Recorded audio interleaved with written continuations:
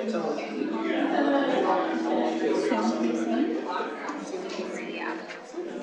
or two? One. Hello, good evening, everyone. I would like to call to order the Rohnert Park City Council meeting for today, July 28th. So we have Ms. City Clerk, would you please call roll? Yes, Mayor. Councilmember Adams? Here. Councilmember Judichin? Present. Councilmember Rodriguez? Here. Vice Mayor Elwer? Here. Mayor Sanborn? Here. All council members are present. And I would just like to say that welcome everyone to the regular meeting for the Rohnert Park City Council meeting for July 28, 2026. This meeting is being broadcast live on the city's website, on channel 27, and on YouTube. The recording of this meeting will become part of the public record. If you are present in chambers and would like to provide a comment, you're welcome to complete a speaker card and provide it to the city clerk. We're ready to begin. Thank you. And now if we could please rise for the land acknowledgement.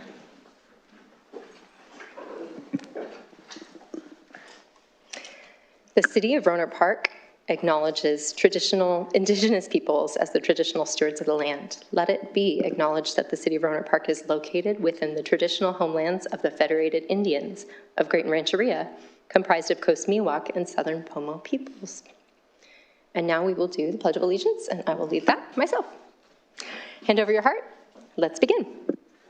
I pledge allegiance to the flag of the United States of America and to the republic for which it stands, one nation, under God, indivisible, with liberty and justice for all. Thank you. You're welcome to sit. And so we will get right into tonight's agenda, but before we do, I just want to do a refresher for some of you who maybe weren't here for the last meeting and review our new procedures for public participation. This is like the disclaimer. Public meetings are a limited public forum, meaning that there are rules for commenting at the meetings. Comments on non-agendized items will occur only during the designated public comment period on the agenda, and they need to address matters within the subject matter jurisdiction of the city. Comments on agendized items must relate to those specific items on the agenda. So all comments on non-agendized items and agendized matters must occur during the designated public comment period for the specific agenda topic. If comments don't fall in those categories, the city is going to provide an initial warning to say, remember to stay within the subject matter and on topic. And if that's not followed, then the chair, that's me, would address the city clerk to cut off the microphone. So throughout these warning systems, I'm just going to look to the city attorney for help with that. Members of the public attending in person wishing to comment can fill out the pink speaker cards that are over there on the table. It's not required, but it sure helps keep us organized. So after we do the in-person public comment, which looks like it could be robust this evening, then we will go to those who are participating remotely and want to comment on any of those items. So what they'll do is raise their hand virtually. We've all done Zoom for a while now. And they need to do it within a minute of the public comment period opening so that the clerks know to put them in the queue. And if remote participants don't raise their hands within that minute to comment on that item, they are not going to be recognized. We're not mind readers. So thanks everyone for your cooperation. We'll get really good at this really fast, I'm sure. Let's continue to tonight's regularly scheduled program.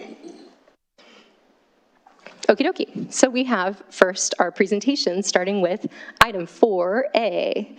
And that is the mayor's recognition for the North Coast Builders Exchange for their participation on the Rohnert Park Girl Scout Hut renovation project. I do hope that we have with us this evening someone to accept that, Mackenzie Smith with the Workforce Development for North Coast Builders Exchange, and then Nicolette Weinsweg, who is the Chief Program Officer for the North Coast Builders Exchange. Ladies, thank you for joining us. We literally have put you in the spotlight. You can stand anywhere you want, but if you want to like come over here a little bit, maybe it won't burn your eyes if you go to the side a little, yeah. Okay, so we'll start with that. And thank you for being here and taking time out of your schedule to join us. This is really important. Okay, we have a certificate of recognition honoring the North Coast Builders Exchange. The Rohnert Park City Council recognizes the North Coast Builders Exchange for its outstanding generosity, commitment to strengthening our community, and dedication to improving local spaces for future generations through the renovation of the Rohnert Park Girl Scout Hut. Working in partnership with North Bay Construction Corps, local contractors, skilled trades professionals, and generous sponsors, the North Coast Builders Exchange helped transform the Girl Scout Hut into a safe, welcoming, and revitalized space where the generations of girls can continue to learn, lead, and serve. The involvement of the North Bay Construction Corps provided students with valuable hands-on experience working alongside industry professionals, demonstrating the importance of mentorship, workforce development, and community service.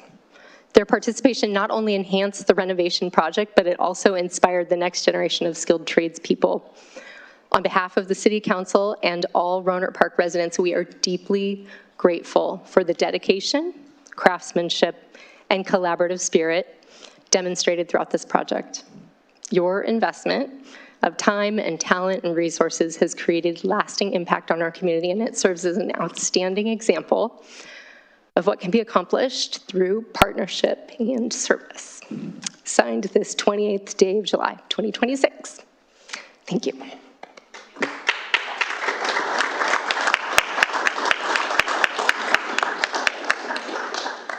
And if you'd be so inclined and would like to share a few words, we are going to have a presentation about the project, but any quick thoughts before we make you take a family photo?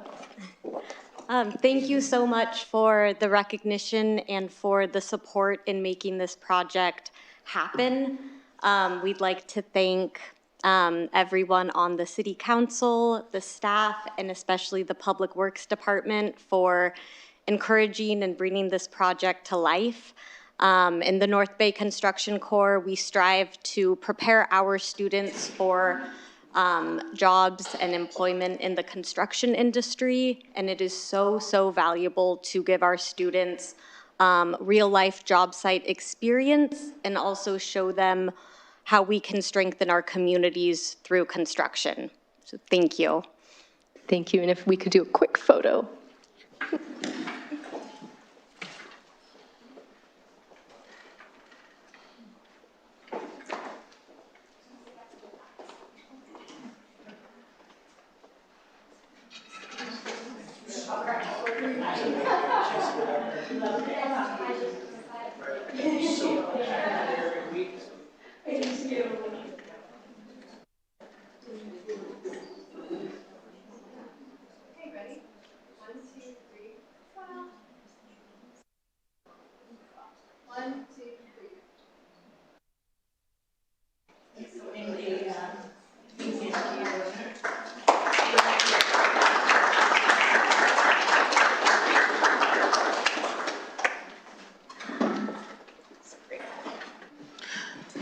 Madam Mayor, can I make a comment about that? Yes, please do, as the district representative. Thank you. Yeah, I just wanted to acknowledge not just our Public Works and our staff, but I know that this council over the years and with our city manager have worked really hard and put an emphasis on how community collaboration really benefits everybody. Said I wasn't gonna cry today, but growing up in now District 1 and seeing how much has come to fruition at the hard work of our staff and the departments to lead that and to be collaborative with our community partners, it's incredible to see how much has changed just if you just look at A Park alone. We have the futsal courts, the Girl Scouts is finally in a good, really good building for our youth. We've got the baseball fields, we've got a new park coming in with a community garden, and that's just one area of our entire city. And so I just want to express, more importantly to the staff, on their work and collaboration, what they've done for their community, and also acknowledge my colleagues on our political will to do what's best for our community as well, and making it a priority when especially District 1, was not always prioritized. So I just really wanted to appreciate everybody and your leadership as well as making sure that we got that done. So thank you all. I would articulate more, but I know I'll cry. So all those things and deep appreciation for those partnerships. They really are the only way that we can get some of these things done. Okay, and then one more proclamation, and then we will move to our presentations. So, bet you didn't know, but August 2nd through 8th is National Health Center Week, and we are celebrating that, recognizing that here in the city of Rohnert Park, because health is one of the most valuable assets that each one of us can have. Can't have all the other good stuff without it. So to receive this proclamation, I think I have two people here today. We have Savine and Ricardo. So we have Petaluma Health Center and Aliados Health, wonderful partners to join us and receive this proclamation. You're welcome to stay there and I'll deliver it, or if you'd like to stand awkwardly over here, that's one of the best parts. Okay, the City Council of the City of Rohnert Park proclaims August 2nd through 8th as National Health Center Week in the City of Rohnert Park. Whereas National Health Center Week, with the theme of building innovative care where it matters most, recognizes community health centers as a cornerstone of the nation's healthcare safety net for more than 60 years. And whereas 8 community health centers serve Sonoma County: Santa Rosa Community Health, Petaluma Health, Sonoma Valley Community Health Center, West County Health Centers, Alexander Valley Healthcare, Jewish Community Free Clinic, Alliance Medical Center, and Sonoma County Indian Health Project Incorporated, providing care to 23% of county residents and delivering 704,657 patient visits just last year alone, 2025. Whereas these community centers provide comprehensive medical, dental, behavioral health, preventative, and supportive services throughout Sonoma County, including Rohnert Park, expanding access and care for children, families, older adults, people experiencing homelessness, and other underserved populations. Whereas community health centers partner with the Sonoma County Department of Health Services, hospitals, schools, community-based organizations to advance health equity, promote prevention, coordinate care, and improve community health. And whereas community health centers continue to help patients navigate changes in Medi-Cal eligibility, enrollment, and coverage while maintaining access to essential healthcare services. And whereas physicians, dentists, nurses, behavioral health professionals, community workers, health workers, support staff, volunteers, and governing board members work every day to improve the health and well-being of Sonoma County residents. And whereas community health centers continue to expand access through innovations such as telehealth while connecting patients with food, housing, and other essential services.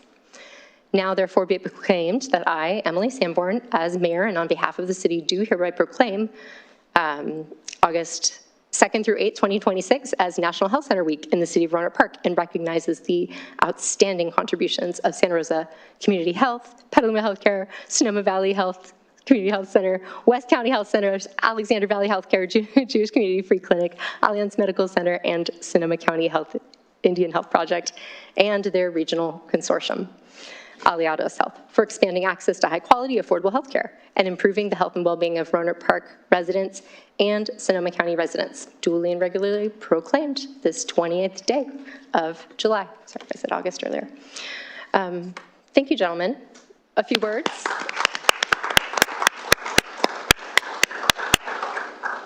So good evening, Mayor Sanborn and members of the City Council. My name is Ricardo Adam, and I come tonight as a proud member of Aliados Health and its members of the 17 community health centers.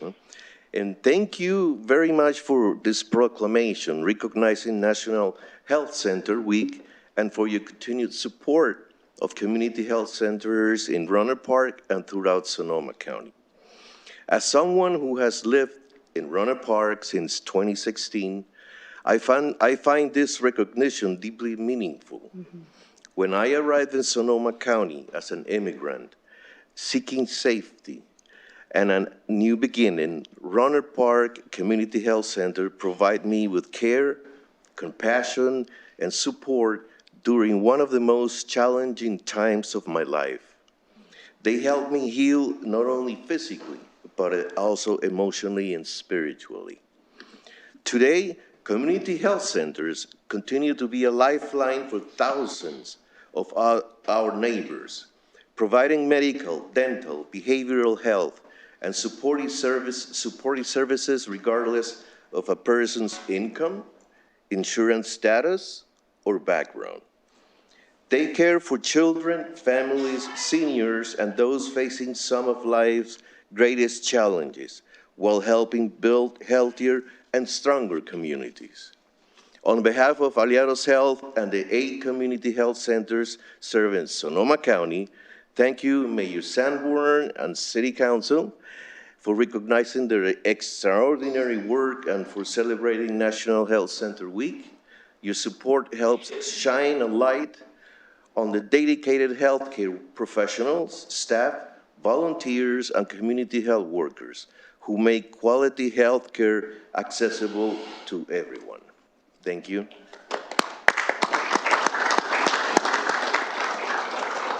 And would you kindly join us for a photo? Sure.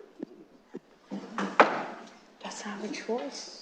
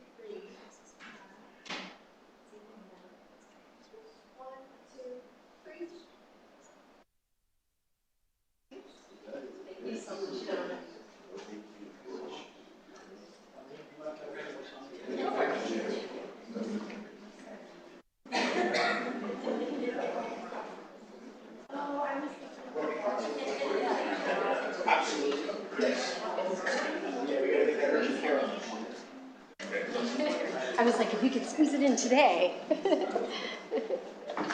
Save on postage.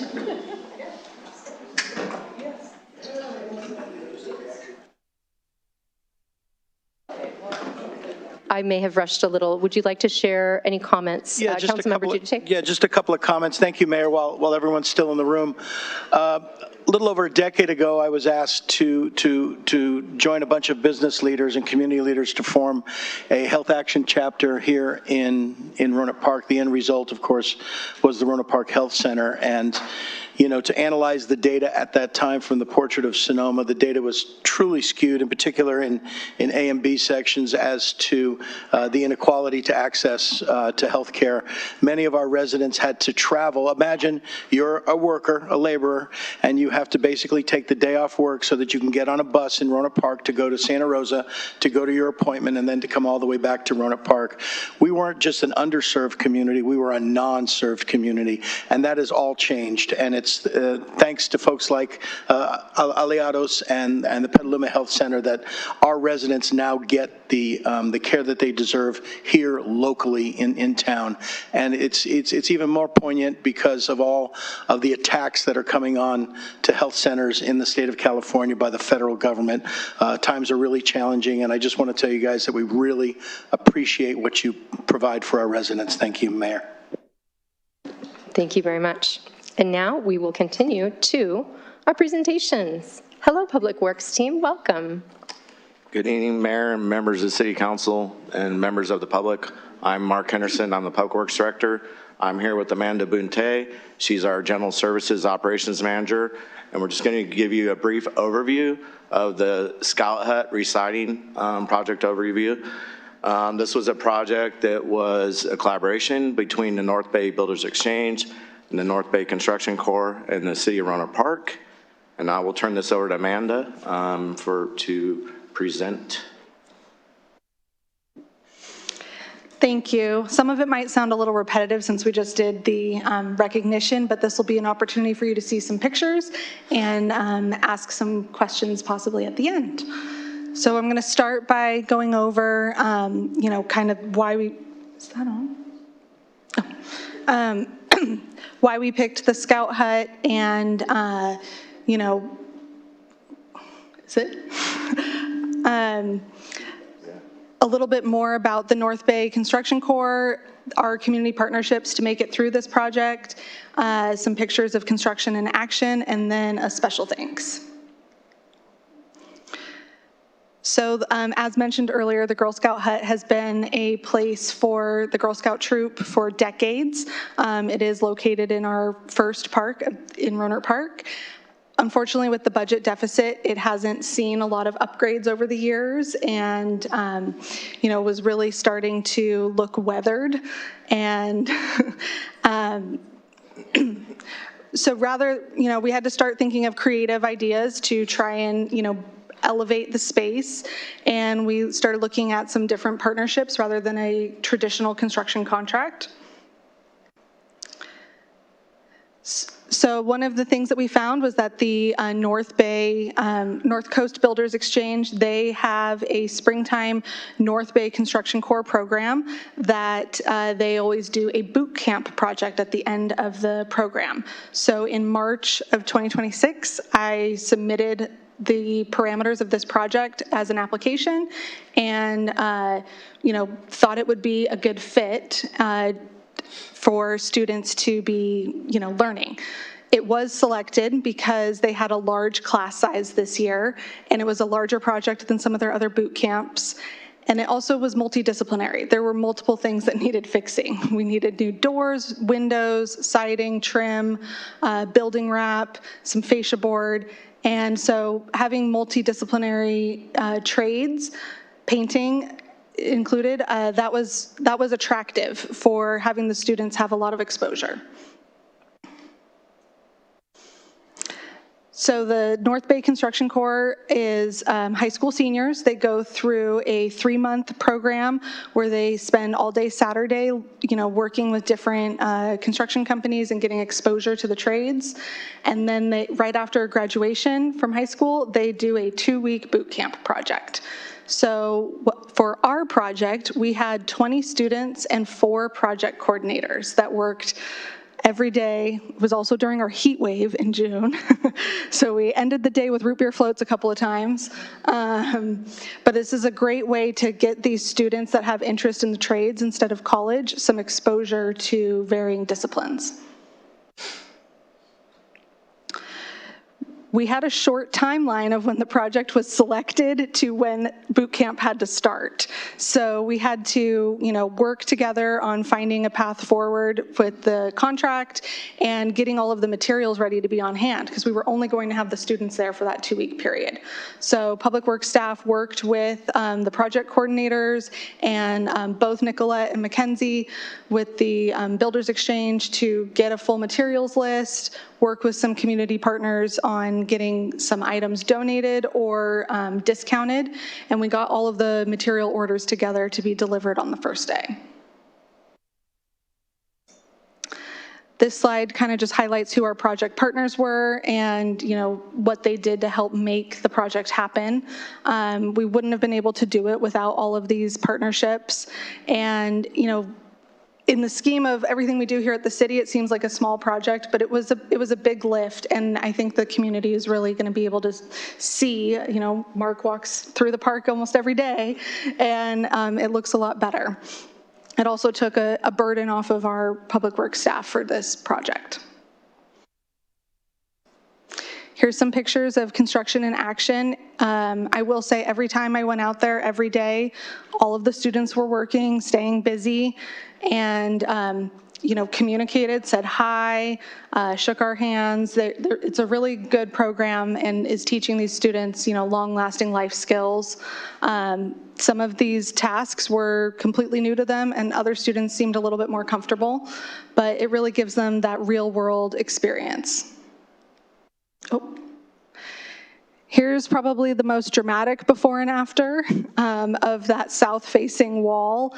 You can see the siding was peeling. There were holes in some places, and now with the new siding that has new building wrap, new windows, everything just got freshened up. And this is some, special recognition to all of the students that were part of this project. The 4 project coordinators were awesome. They were awesome mentors and, really rallied the students and were patient. Some of them are retired contractors or woodshop teachers around the county. Thank you. Thank you so much for this presentation. I will first see if there are any questions from these folks and just give a quick opportunity for any public comment. Council members, any questions about the project? No questions, comments at the appropriate time, Mayor. Okay, cool. No questions because you explained it so well. Is there anyone from the public who would like to speak on this item? I didn't have any cards. We're good. Okay, back to the council. Just thank you. A quick shout out to Lisa Whitkey-Schaffner. When I received the email explaining the program, I immediately sent it over to Director Henderson here. And, my colleague, Councilmember Rodriguez, talked about the investment in A and B sections. A rising tide lifts all boats, and there were so many projects that needed to get done in that district. I am so heartened that this project was completed. It's a project for young ladies. That's also important, as the mayor keenly pointed out in her address. A lot of times we see projects and monies going to boys' projects, but not necessarily to girls' projects. And so it was really nice to see that happen in this instance. And if everyone's out there listening, we've got lots of more small little buildings, and as Amanda pointed out, with the budget restraints that we have, these partnerships are so crucial to picking up those missing pieces, those little projects that, that get overlooked. And so we're really, really grateful to staff, and many of them are in the room who are participating as well. So just thank you, and just thank you. I'll echo what I said. I think sometimes it's easy to look, this is a clear example of you see the building and you fix the building, but what's also invested in this partnership is for future careers, a future public works employee, a future project coordinator. And it was I guess on the outside, an easy investment back into our youth, which is also really important, that you don't always have to go the traditional routes. That doesn't work for everybody, and the world needs people that can be outside of the traditional routes to keep things going as well. And so I don't know that we'll ever capture how impactful this project is, and how not just beautification, but a safe space for the Girl Scout troops to be in when they're doing their community service and learning, but also to the North Coast Builders Exchange and the programming that they do, just how much you are setting up at least 20 other households with a potential career and income just by having that skill set, or being able to put that on your resume when you're an incoming entry-level person that needs 20 years of experience already. These are the projects that people are looking for. What are you doing? And I think more than anything for me, it's highlighting your transitional age youth. Teenagers aren't bad. Sometimes they just need projects and for people to believe in them and support them to be able to give back to their community. So I definitely not taking credit, and I hope Public Works, you guys really pat yourself on the back for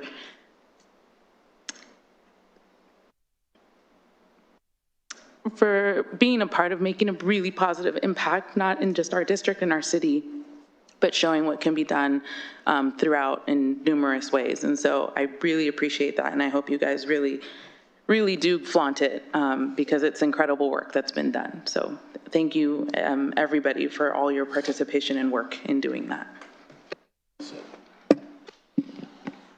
That's a beautiful project you did. I drive that way when I come to city council meetings. I've driven past that building I don't know how many times. And I really appreciate all the work you did, especially the collaboration you did. Public-private partnership here has been tremendous. Thank you.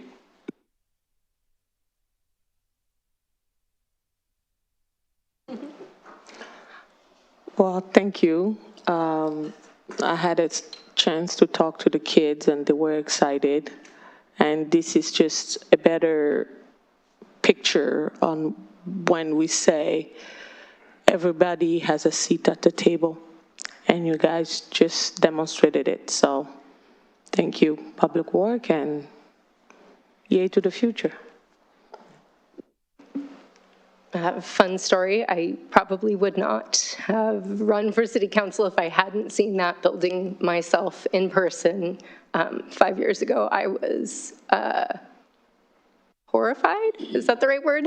A little bit ashamed that it could get to that point. And I think that that's the hard thing about having a city that was all built within the same, 30 years, is everything kind of breaks at the same time. That's why, like, all our neighbors are getting a roof right now. It's not because they have a bunch of money, it's because we've exhausted what we could with this building in particular, for example. So, joining my young daughter in Girl Scouts gave me that opportunity. When you have kids, you get out in the community, you see more stuff, and getting out there and seeing some of these parks and these shared spaces that are just really neglected.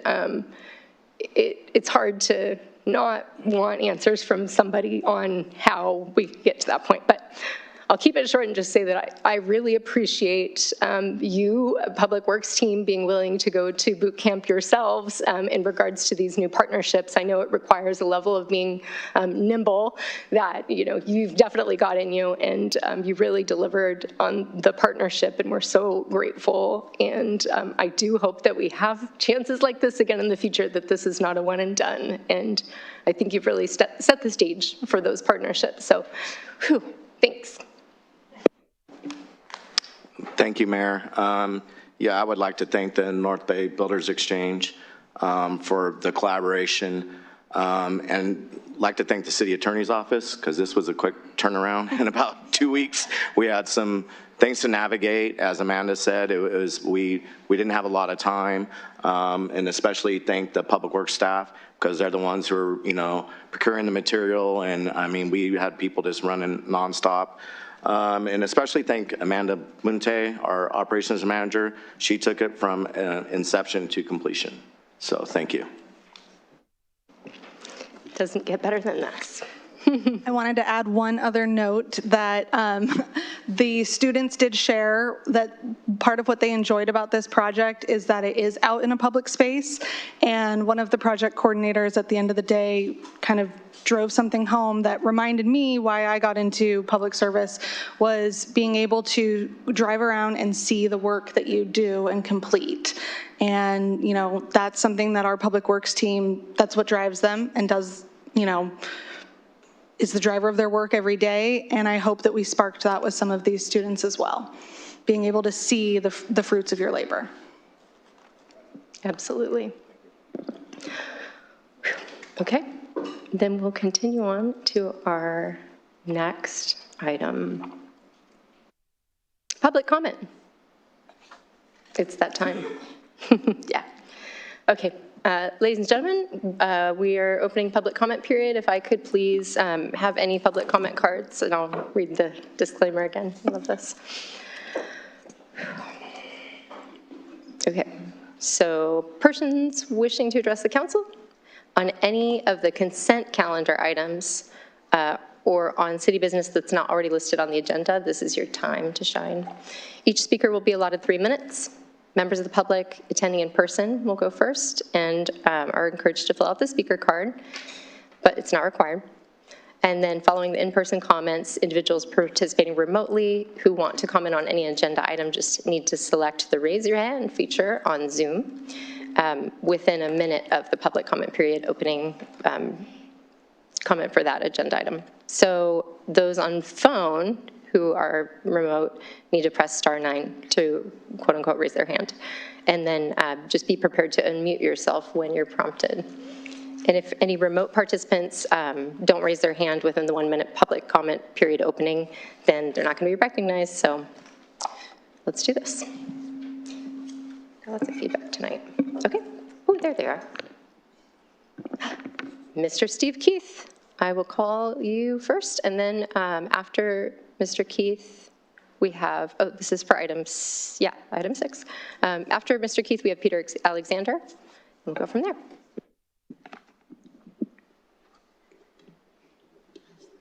Good evening, Madam Mayor, Madam Vice Mayor, council members and staff.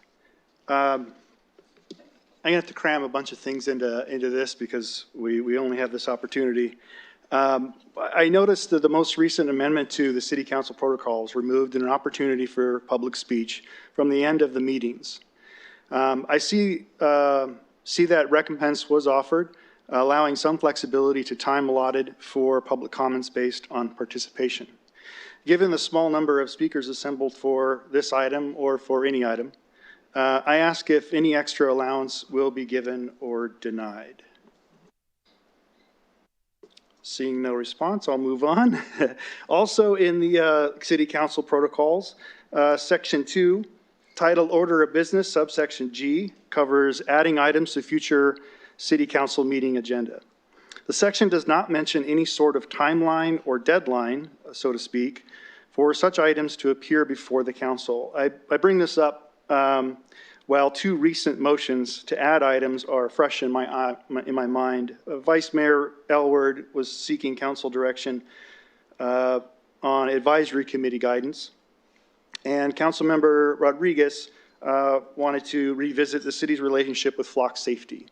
Both of those items, as a constituent, I'm really interested in knowing when we might expect to see that on another agenda. So quickly, good news. Rohnert Park Archives and the Cotati Historical Society held a History Day event at the library this past Saturday, the 25th, between 10 and 2. Over 100 attended the event and saw presentations of local, city, and county history. One of the attendees was our city manager. Many participated in scavenger hunt and competed for candy prizes during a Cotati Rohnert Park trivia contest. As someone who feels strongly about the lessons we can learn from past failures and triumphs, it was encouraging to witness. Now, I just joined the group about a week ago and understand that initially there was some urgency to preserve artifacts that were under threat of forfeit to indifference or lack of space. Yet there remains a palpable interest in recovering more historical items related to Rohnert Park, as well as the land we toil and rest upon. Thank you. Thank you, Mr. Keith. Mr. Alexander.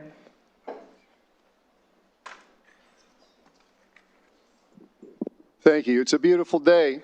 Most recently, a very influential woman strongly and kindly suggested that I should be more focused on Rohnert Park itself, and realizing that a suggestion is a gentle command, I immediately agreed. So, for you tonight, Rohnert Park, July 2026, Year of the Fire Horse.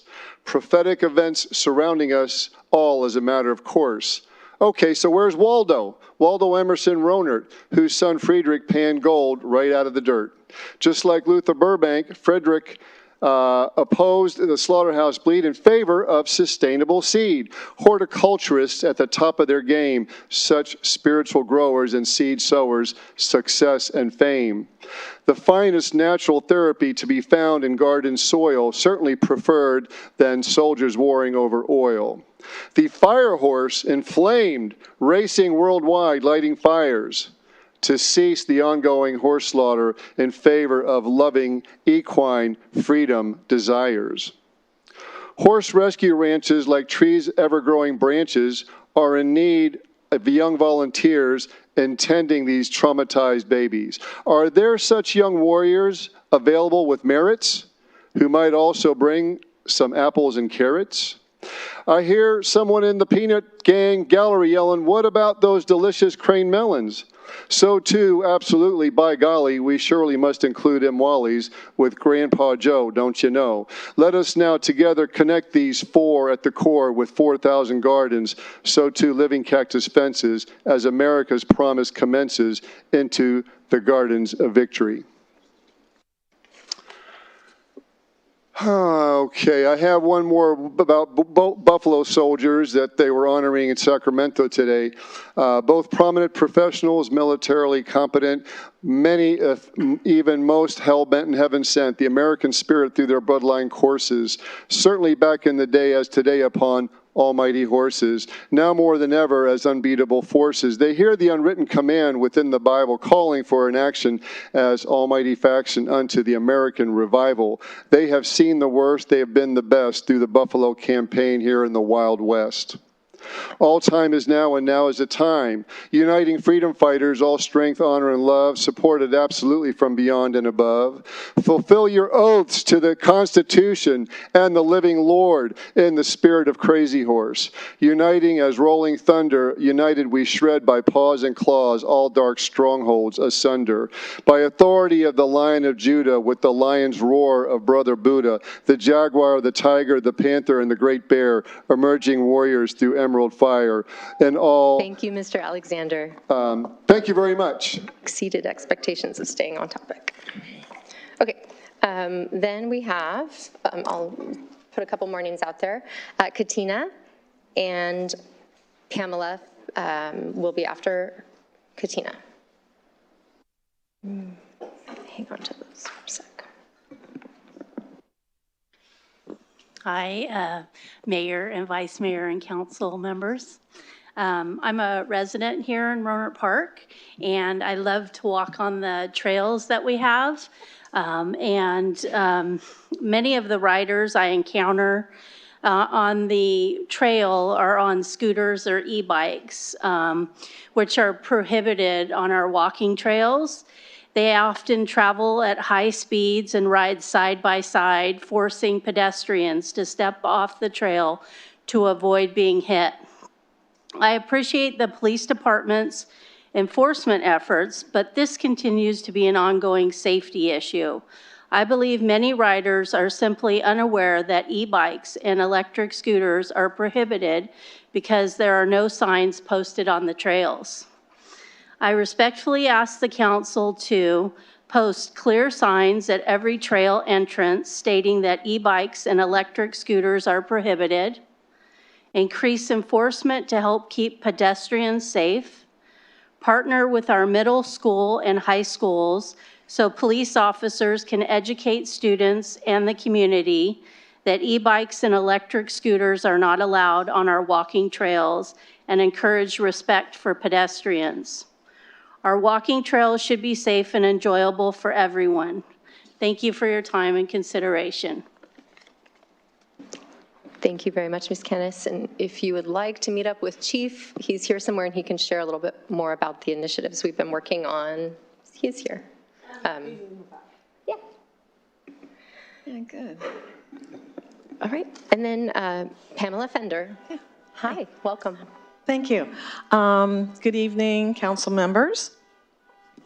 I've been a resident of Rohnert Park for 30 years, not counting the 2 years I was at Sonoma State.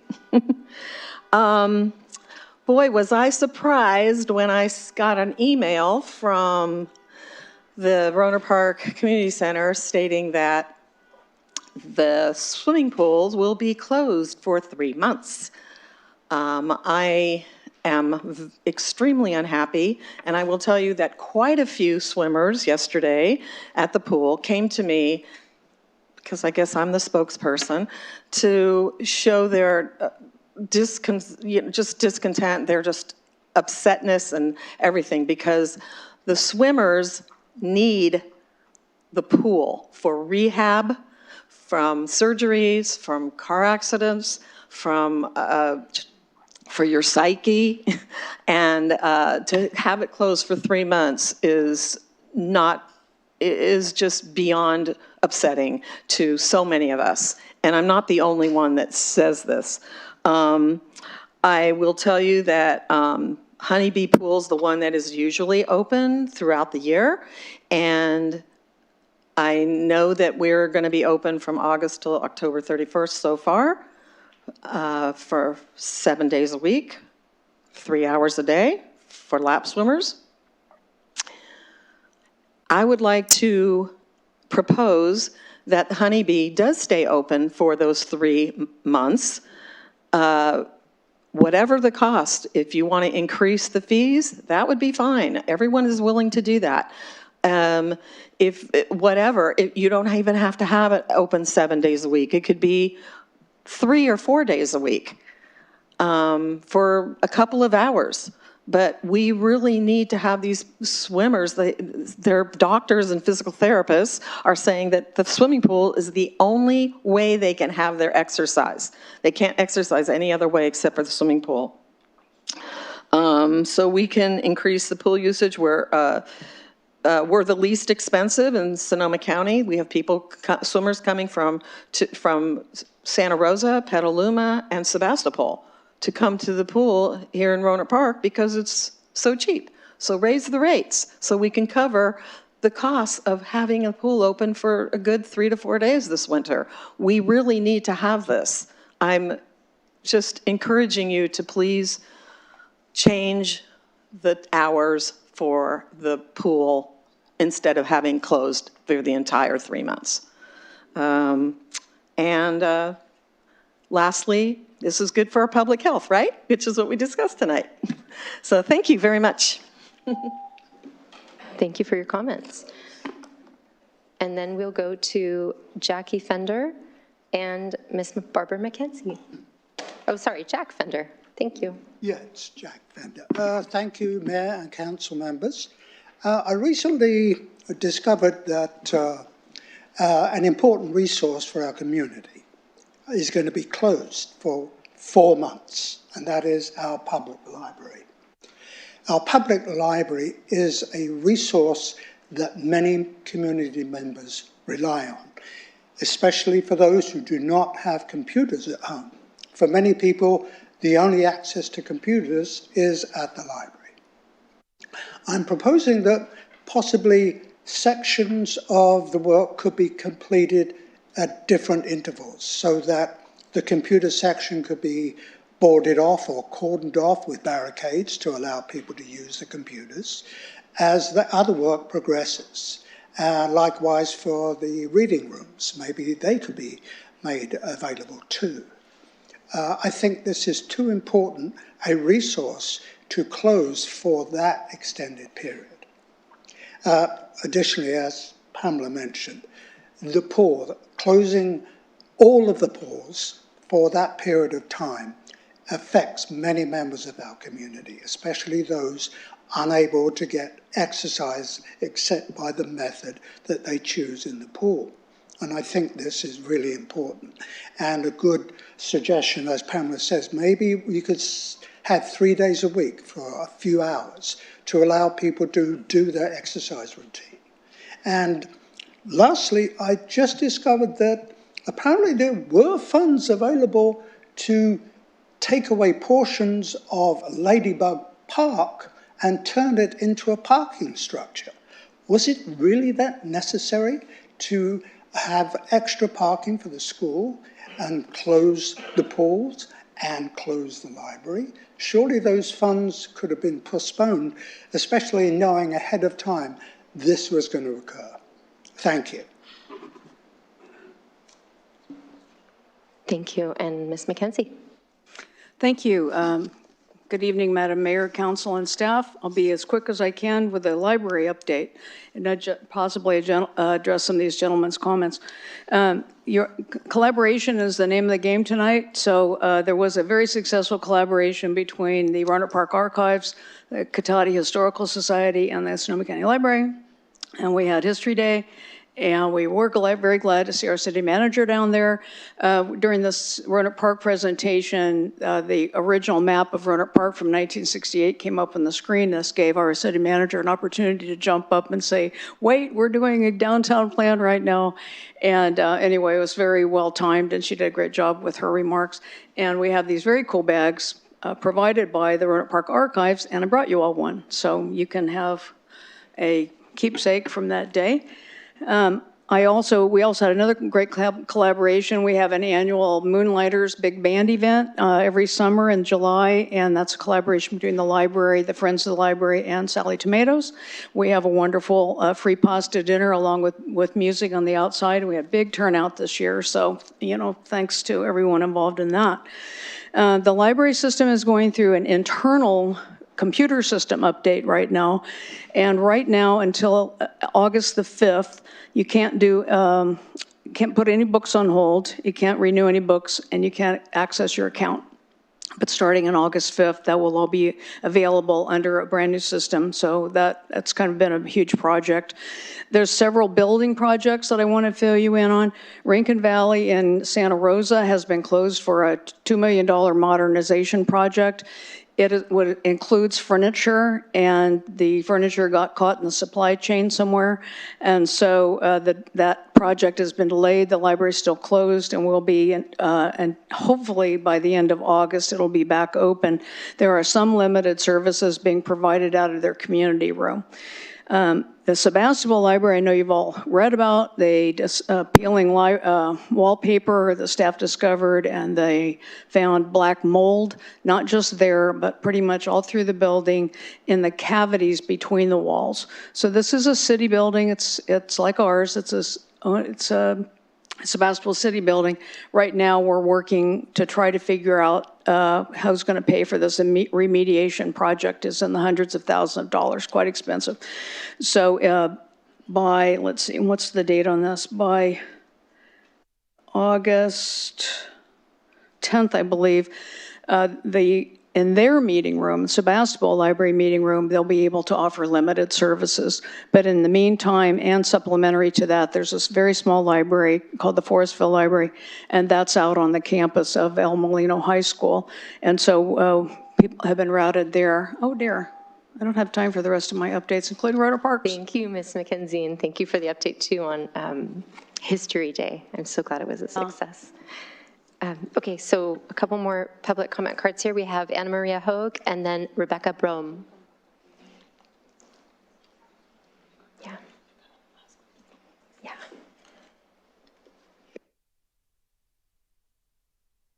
Good evening. I'm a resident in the B section on Brenda Way. And Susan, you and I have talked about this before. I'm 71 years old. I'm a retired teacher, and I'm the sole driver in my family. My husband, who's 80, he cannot drive anymore. So I do a lot of driving, and the situation for me that is becoming untenable is the amount of work vehicles that are being parked in our area in the B section. Oftentimes when I come to the north part of my street and I want to turn left onto Barron Drive, there are several huge work vehicles with trucks attached to them on the left-hand side and sometimes on the right-hand side. And if it's not for my husband, who is my GPS, I oftentimes have almost come out in front of oncoming cars that I cannot see. It's not my poor vision. I have perfect vision. But sometimes they're so big and I can't see them. And so what I'm seeing all around are work vehicles, flatbed trucks, trailers all hitched on.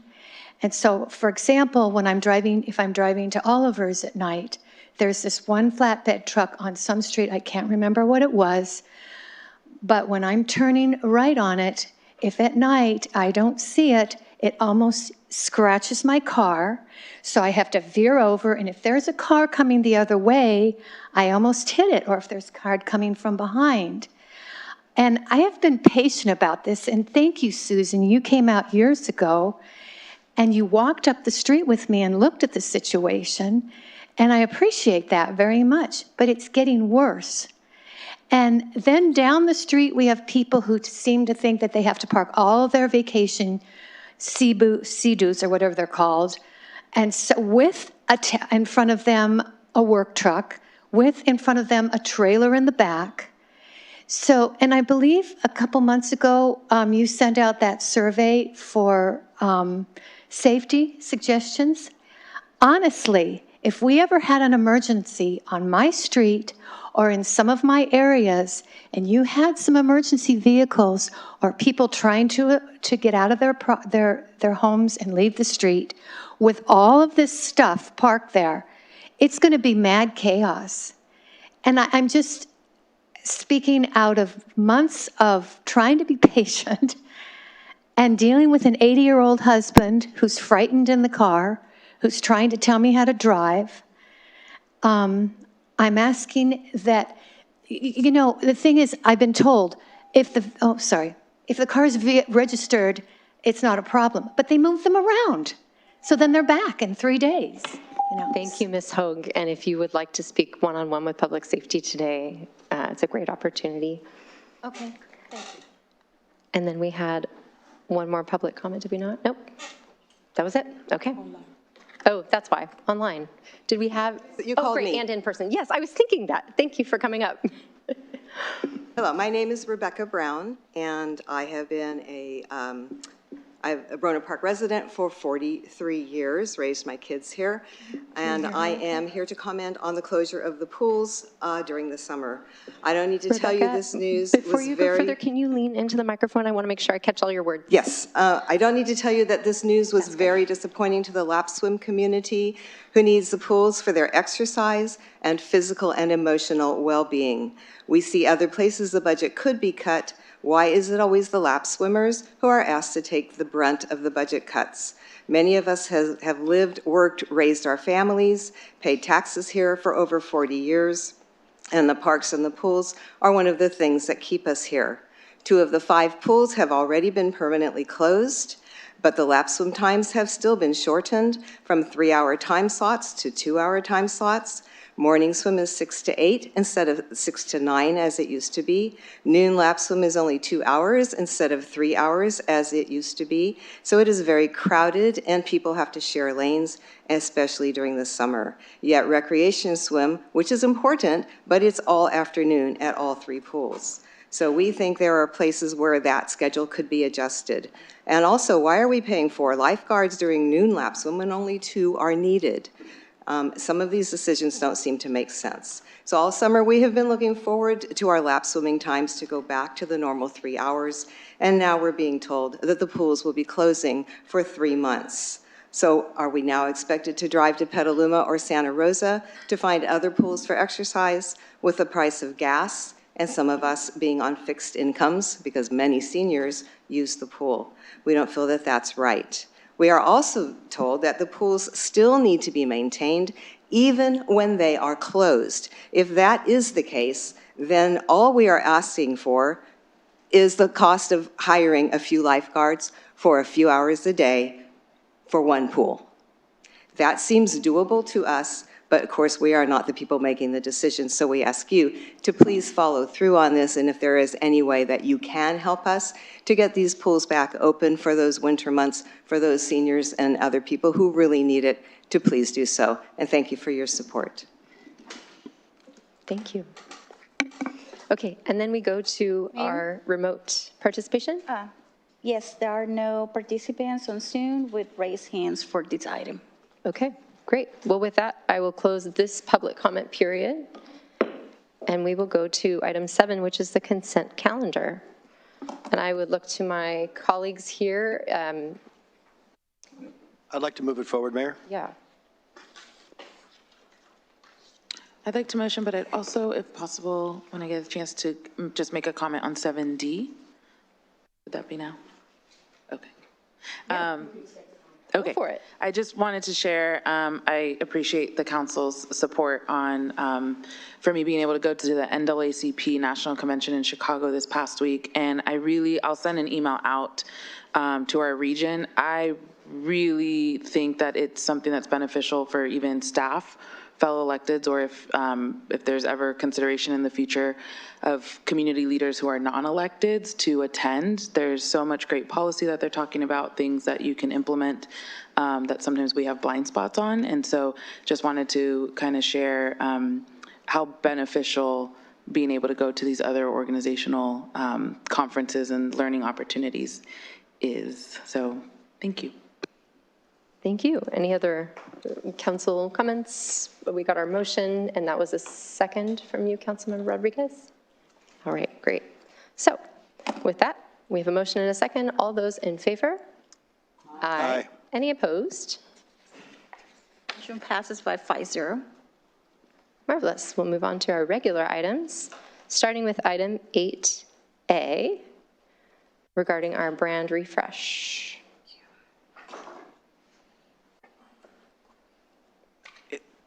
Good afternoon, Mayor and council members. I will kick off this presentation and then pass it on to our staff.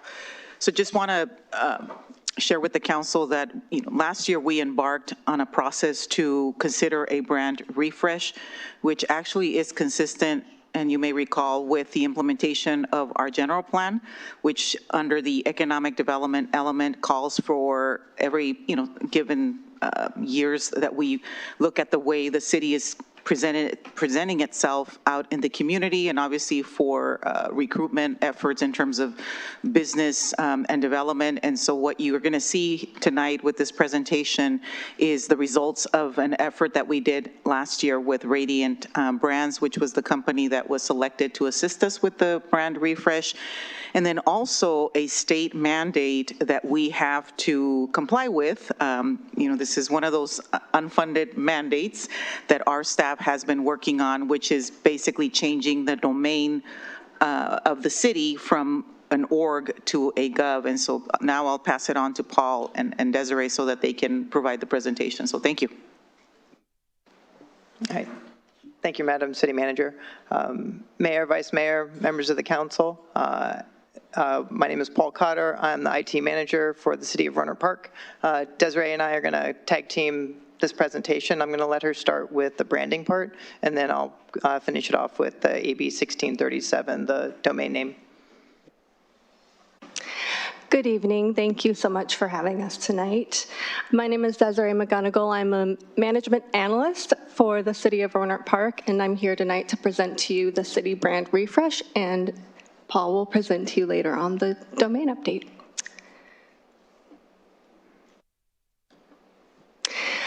Tonight we're going to go over the updated branding and how community feedback shaped the refresh, what is changing, and the implementation and what the next steps will be.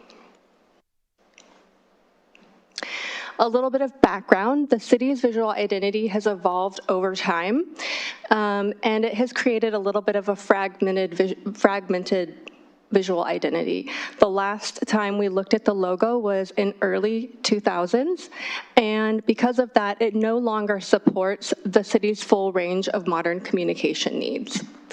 Multiple logo versions and color palettes appeared across the city and over city materials. And a lot of the materials are no longer ADA contrast and usability standards. They no longer meet those requirements. So in 2025, the city issued a request for proposals and selected Radiant Brands to lead the refresh. So I want to put an emphasis on that this was a refresh and not a redesign. If you are a resident of Rohnert Park, you probably recognize our iconic sign here. And so we wanted to keep this because it is a really great mark that it already works. So Radiant Grant agreed with us. So we basically decided that we were going to keep this mark and use it to do the redesign, or the refresh, sorry. So the difference between a redesign and a redesign would have meant starting from a blank page, losing existing recognition, which is here, you can see with our sign, and it would have incurred a higher cost and higher risk. A refresh keeps what we know, what residents recognize, modernizing for accessibility, which was key here. It's going to cost less, and it provides us with one unified system. So the really cool thing about this refresh is that it was shaped by resident feedback. Radiant Brands conducted a community survey. Residents described the city overwhelmingly as being welcome, calm, organized, green, family-focused, and easy to navigate. Green was the clear color of choice here. They chose green according to the survey because it relates to our parks, trees, and trails. And Radiant Brands refined that feedback to the final primary and secondary color palette. I wanted to point out here this mood board. So this was an early step in the creative process. This mood board represents the creative direction that was inspired by feedback that we received from residents of the city. And it helped us kind of move forward. You can look at the colors and the typography, which we'll go over here too. So one of the big reasons why we embarked on this refresh was because in April of 2024, the U.S. Department of Justice finalized the rule under Title II of the Americans with Disabilities Act. And this requires all government communications, digital communications, to meet the technical standard that is WCAG 2.1 level to AA. So this is a really fancy way of saying that we have to meet a technical standard when it comes to accessibility that our previous logo and branding was not meeting. You can see here, I just put it through a little test for you. We already knew it was going to be compliant, but I wanted to show you here that it is meeting those requirements. So what is changing? The brand is changing in that you are going to see a different looking logo, but it's going to still retain many of the aspects from the previous logo. But what I really want to stress here is that we're not just getting a different looking logo, we're getting a new brand system that is going to help unify all departments across Rohnert Park so that we become a recognizable entity, because that's something we really need right now. The new color palette is led by this green here. They actually named it for us. It's called Rohnert Park Green. The typography and accessibility standards will be met with the requirement that I talked about previously. And the cool part is that we are going to be getting ready to use templates for staff so that they will be able to be supported in making this change. So here we have the before and after for our previous logo and our new logo right here. A few things that you will probably notice is that the hexagon is no longer in the logo. And we do have an icon in this brand system that will keep the logo for posterity. But the reason why this happened is because a lot of feedback that we received was that many people didn't really notice that the icon inside of the R was a P. So the designer here made the P a little bit more bold, and by taking it out of the hexagon, we are able to more clearly see the P. You'll also see here that the text is much more ADA accessible. The cursive was no longer meeting the correct standards for accessibility. Here we have a new font that will make it easier for residents to see the beautiful word Rohnert Park. Here we have the new logo system. I just wanted to show some examples of how this will look and how it will appear in the community. We have full color logos, black and white. And here is the brand in action. So we have here what it will look like on our social media feed and a few little mock-ups of signs. And we're going to be currently working on business cards and name tags. So that's pretty cool.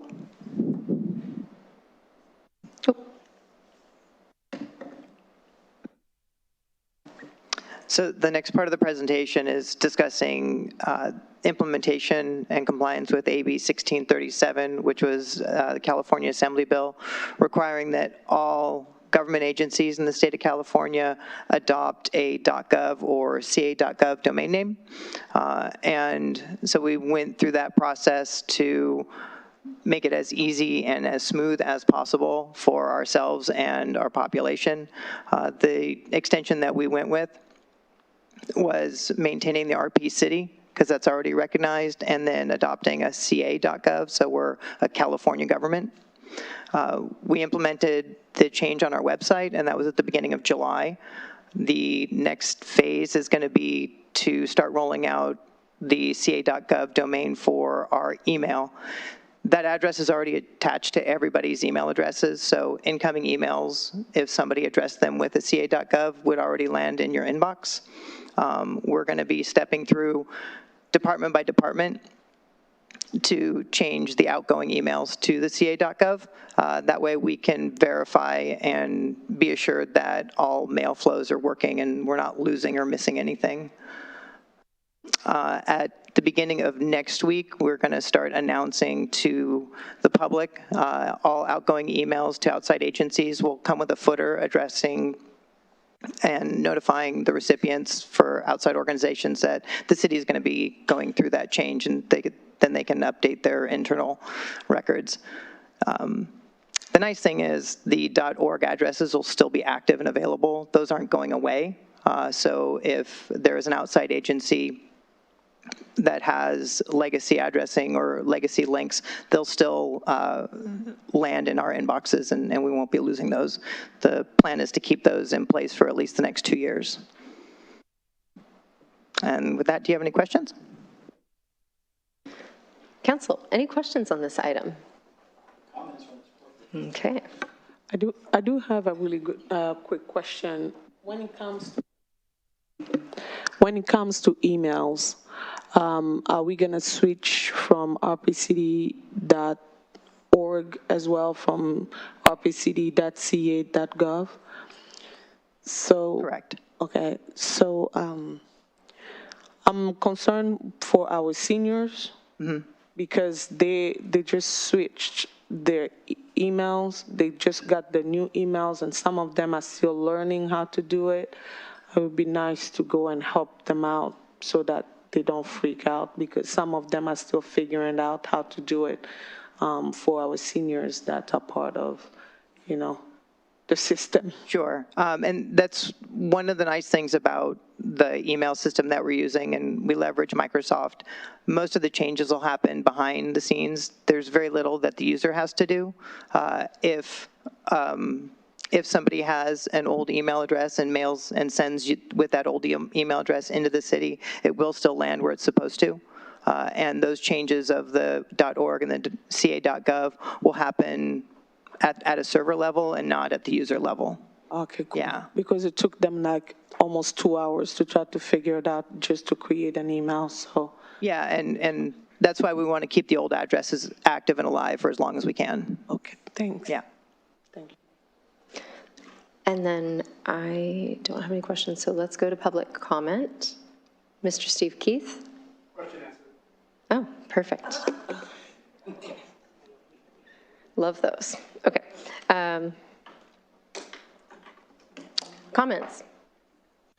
Well, I guess if there's any silver lining to an unfunded state mandate leading to a refresh, I think that that's wonderful. I think the design is excellent.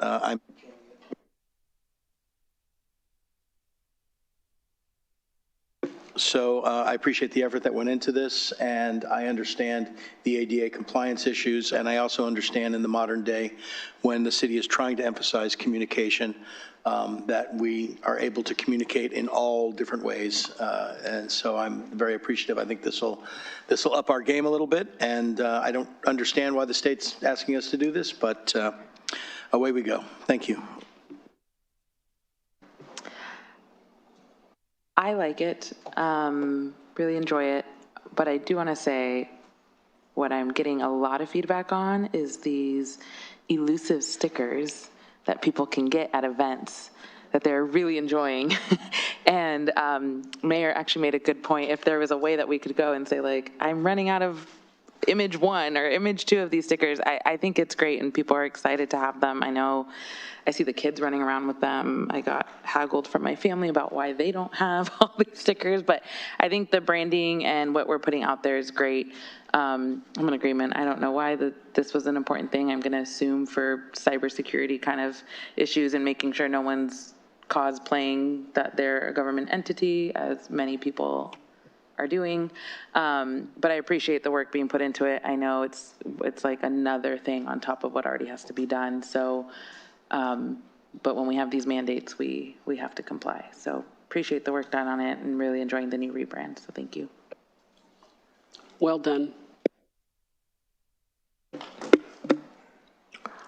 Yeah, just like Councilmember Adams said, well done. And I'll just add that as someone who's having to wear my glasses more days than not, I appreciate the new fonts, and I think it's going to make the information we have more accessible for all of us. So thank you both for your work on this. Thank you, Mayor. Mayor, for the record, I'm just going to say there are no speakers on Zoom. Yes, no one showed up after. Okay, thank you for confirming that. Really. Okay, and so we're on to the next item, which is 8. Mayor, if I might just make a motion that we move, we have quite an audience here, and I'm not going to say it's too hot or anything, but I'd like to move 8C up to 8 and swap with 8B if we don't want to do that. Never mind. I actually, head shaking. Well, the reason I'm thinking, I think this is going to, 8B will be quick because this is us revisiting something we've already discussed a couple times. Yeah?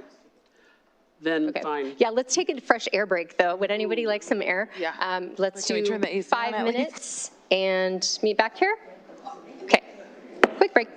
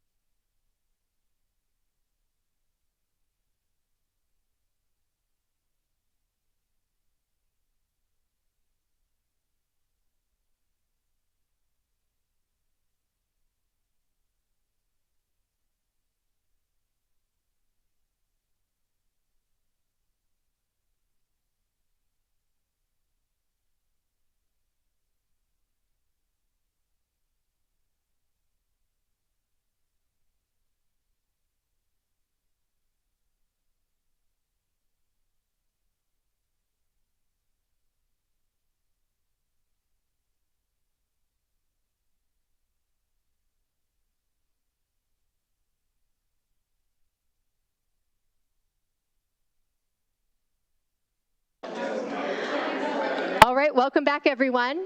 I hope you enjoyed that fresh air.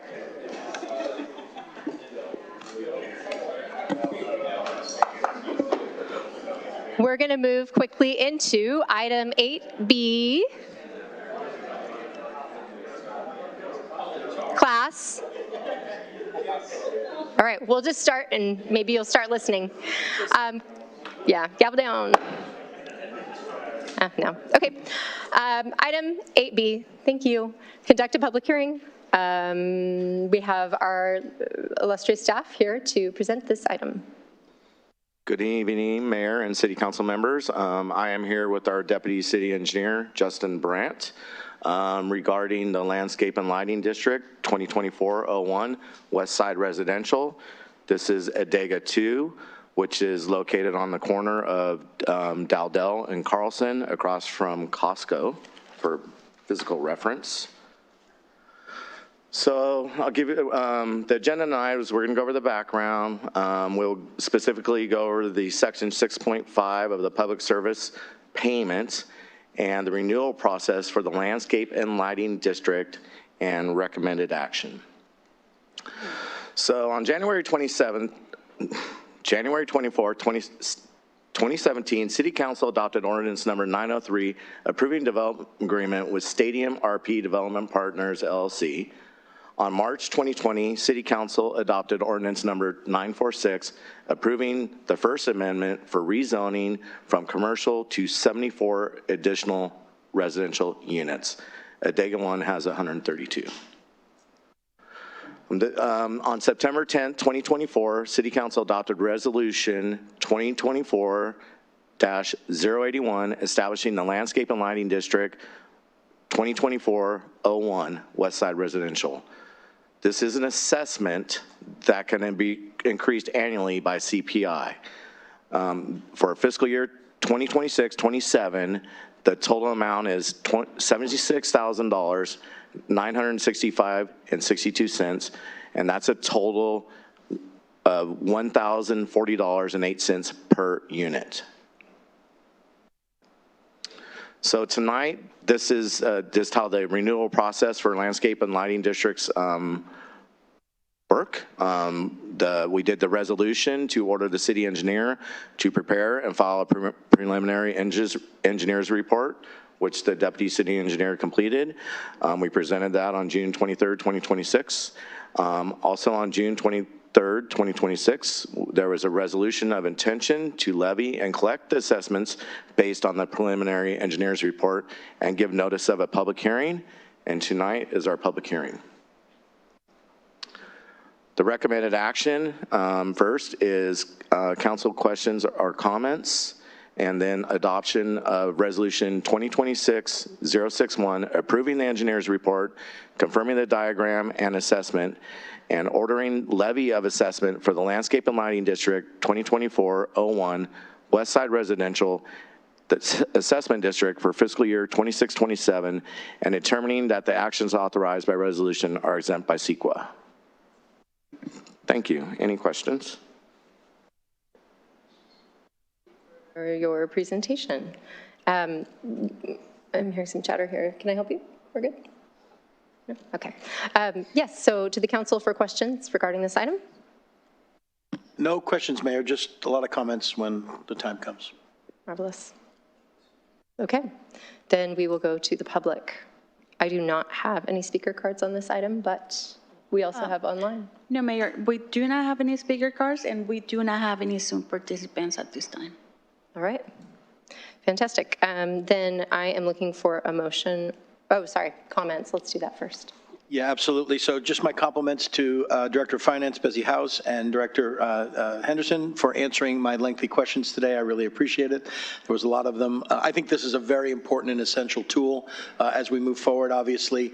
One of the not shortcomings, but where we were missing it before with a lot of other developments in the old days was we had no way to recover costs for these type of things. They had a negative impact on the city budget, in particular on the general fund. And so this tool is very, very important for us moving forward. So thank you for, for getting this across the finish line. I will smile a little bit taking a look at some of the pictures of the park there, and Councilmember Adams and I had a little hand in creating those items there when we were on the Planning Commission together. So we've seen this item over the years, and just thank you for bringing it forward and all your hard work. Council? No other comments? No, thank you. Fabulous. Then I am looking for that motion to adopt the resolution. I'll make a motion. And a second. Well, motion to adopt for clarity in case. May I have a second? Second. Okay, do we need to do a roll call vote for this one? No, Mayor, we do not. Okay, fantastic. Well, then all those in favor? Aye. Aye. Aye. Any opposed? Thank you. Thank you both. Resolution 2026-061 is adopted by 5-0. All right, then we shall move to item 8C. Thank you. To consider adopting resolution 2026-062, and we have our finance director, Ms. Hose. And the city manager, did you want to kick this one off? Yes. Good evening, council members, mayor, council members, members of the public. As I'm sure, we continue reading in the paper just how local communities are seeing challenges in terms of just increase in operating cost, impacts to revenue sources, and expenditures increasing as we operate and deliver services to our community. And during the budget process, you may recall, during the development of the budget for fiscal year 2025 and 2026, and also 2026-2027, we shared with the council the various challenges and difficulties ahead. And what you're going to listen to tonight is a presentation on a possible consideration of a general revenue measure for us to put forward before our voters here in the city of Rohnert Park. So I will initiate the presentation.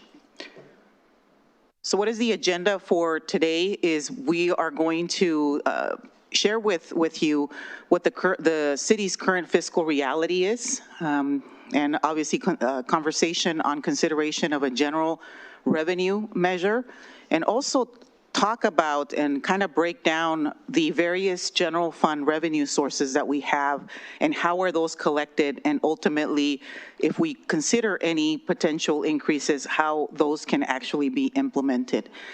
And then importantly here is our community priorities based on recent surveys that we have done, what obviously the community values. And I think we had an opportunity to listen to some of those priorities tonight from some of the comments that were made during our public comment, and then ultimately what the recommendation is for the city council tonight. So in terms of the city's fiscal reality, what are we really facing? So the past 2 fiscal years, we have seen that we have been looking at a $10 million deficit. So what does that mean? And again, when we did the budget workshops before the city council, considering all the requests from our city departments to operate and deliver services to the community, the initial request was basically close to $70 million, $69 million is what total in was requested. Obviously with reductions that I had an opportunity to work with each department, we were able to reduce the deficit, but as you will see in this presentation, there was a need to bring in some one-time monies to be able to get to a $59 million operating budget. We have been balancing the budget with one-time funding sources, and I will talk about that specifically for fiscal year 26-27. And we have balanced budgets. Throughout, obviously, the years we've had balanced budgets. We have just been balancing them with one-time funding sources where that is not sustainable moving forward as an entity to have to rely either on reserves or redirecting funding that is set aside for capital projects, or even more importantly, to be able to consider the compensation and benefits for our employees. We have seen that and you will see with the various revenue sources that we rely on to operate the city, is the revenue growth has been modest. In fact, for sales taxes, which is the largest revenue source for us that funds our general fund operations, we have seen growth of maybe 1%, 2%, and in certain cases, it's been flat. We also have been seeing rising governmental operational costs, liability, workers' comp, our healthcare. We have seen double-digit increases for healthcare, fuel, vehicle purchases. We just have seen, obviously, an increase, just like we have, I'm sure, seen in our households as well, how just groceries and everything is obviously increasing for us. It's the same thing for the city. We also have departments right now, probably with the exception of the city clerk's office, every department has frozen positions. And we've also, we had to make the difficult decision for fiscal year 26-27 to lay off 5 employees. And so that's kind of how our departments are operating. We have a major challenge with retaining and recruiting personnel. We are seeing a departure of staff going to other agencies because obviously their compensation and benefits is more appealing than what the city of Rohnert Park has. And that is concerning because when you think about the delivery of services, it's really our workforce, it's our employees that are the ones that are making sure that we take care of this community. And having to look at employees that we have invested in, that we have trained, that we are making sure that they have the experience to do their job, walking away, that is challenging for us. There's a lot of institutional knowledge that walks out from this organization when we have that happen, and we really, really need to focus on the compensation and benefits that we're looking at for our personnel. And then the other issue is we have over $230 million in deferred maintenance needs. We're trying to fix the ACs. We're trying to, repair the leaky roofs because it catches on to us. And the more that we delay investing in those types of assets, the more expensive it is. And so that, obviously has an impact to us. But we know that we cannot kick the can down the road. We have to start addressing some of these issues that are important for our community. And here, just a reminder of the general fund revenues. And when I say general fund, basically you can see, and I have the expenditure, obviously, graphic that shows where and what we fund with general fund revenues. And this is the budget for fiscal year 26-27, which just started July 1st. So in terms of general fund revenues, we collect approximately, 58 million, right? 57.8 million. And here you can see the breakdown of the revenue sources, the cash that comes into the city, and in what form. So as you can see here, the sales and use tax is what the majority of the funding that we get to operate the general fund. And so here for fiscal year 26-27, we receive or expect to receive 15.7 million. Property taxes is another large funding source for us, 13.8. Then we have the transit occupancy tax. This is what visitors pay when they come into our city and they stay in our local hotels, 4.2 million. And I also would like to say that, visitors also pay the sales and use tax. So we also, if they do purchases here, they do pay that tax as well.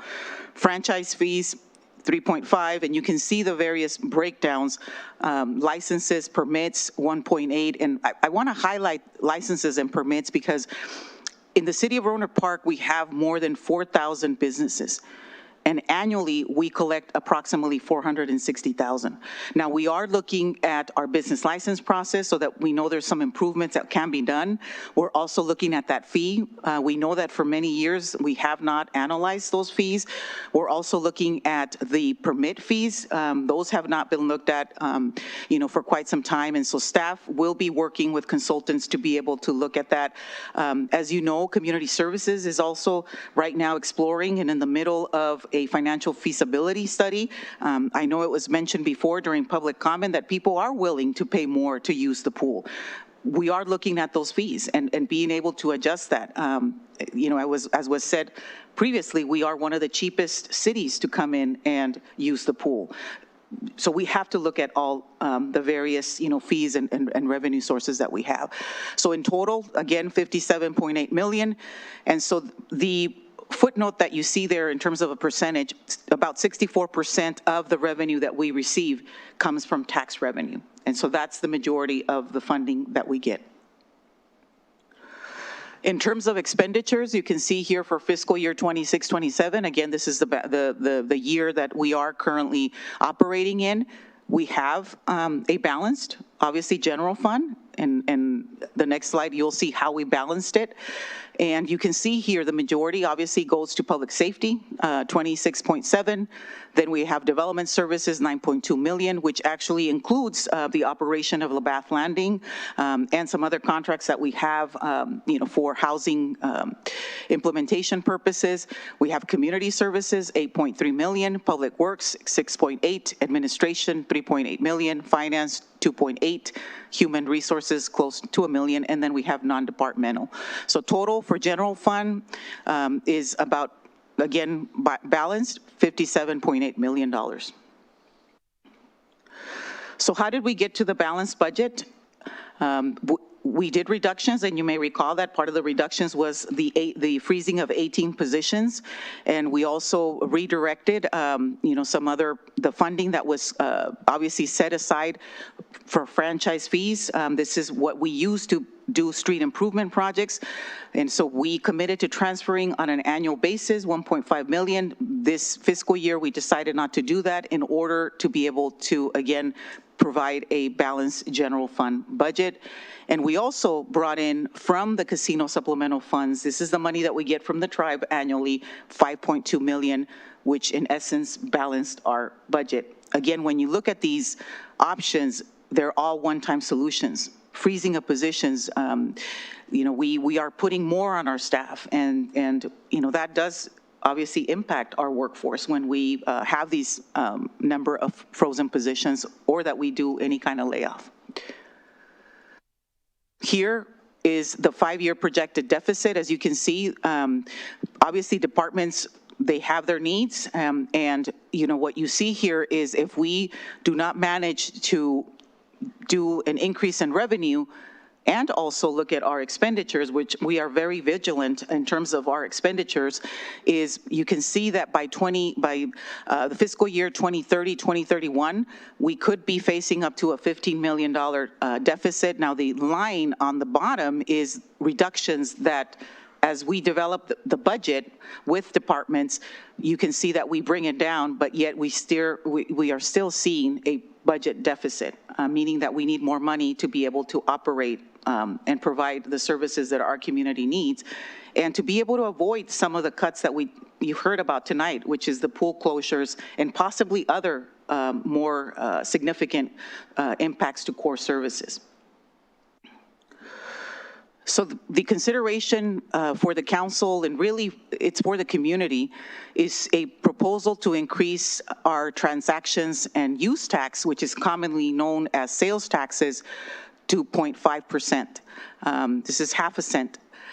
So if the voters would decide that this is something that they want to see in this community, this could generate potentially 5.5 million in additional new revenue for the city of Rohnert Park. Here you have a breakdown.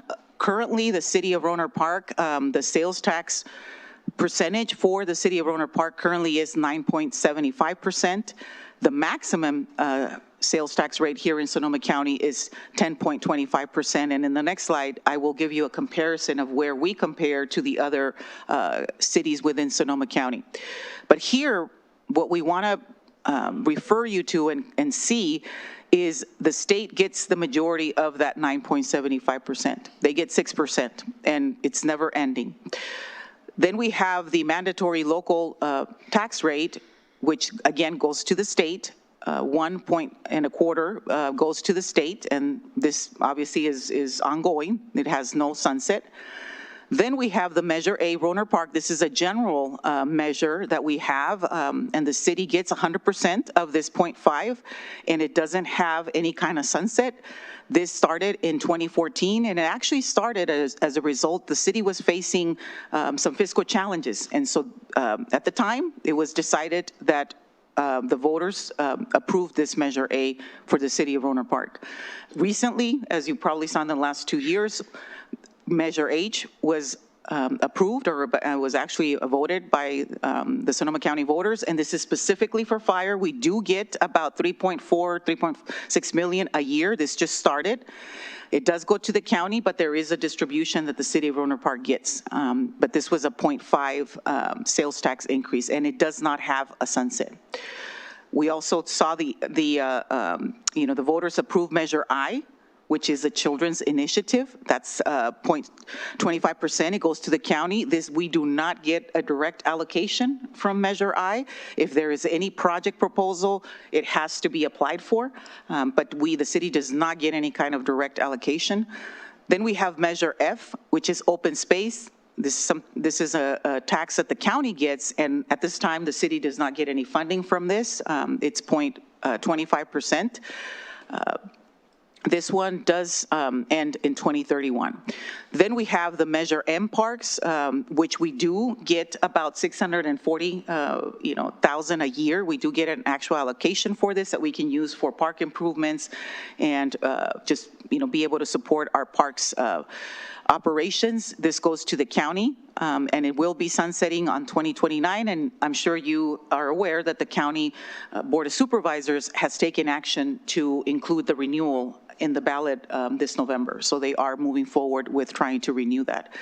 Then we have Measure Y, which is related to the library. Now, keep in mind too that last year this was renewed, and so this was renewed. This measure was renewed, and so with the Measure Y though, as you know, the Sonoma County library system operates our libraries. We own the building and they operate the system, which is actually a great partnership for us and in an efficient way to operate a library. Because otherwise, many cities have the responsibility of providing library services as well, and it's another department. In this particular case, we do see a benefit because they are operating those library services basically on the city's behalf. So there is benefit that we get from this. Then we have Measure O, which is the mental health homelessness, 0.25%. This goes to the county. This is set to expire in 2031. Now, we have received in the past funding from Measure O to assist with the operation of LaBath Landing and also to assist with the SAFE program. Now, we have been cautioned that this, as you can see, this measure is going to expire, and we have been made aware by the county that we might not be able to get more funding, from them, which means that the responsibility to operate LaBath Landing and SAFE, obviously, we know we have for LaBath Landing a commitment to run that program for the next 15 years. So we have to, basically fund that operation. But I know that also this is a priority of the council to have, to provide services to our unhoused population, and it has been extremely effective. But it does come with a cost to the city. Then we have Go Sonoma, 0.25%. We do get funding about, a little over 600,000 annually, and this is to do street improvements, but we do get funding from this, and this measure expires in 2045.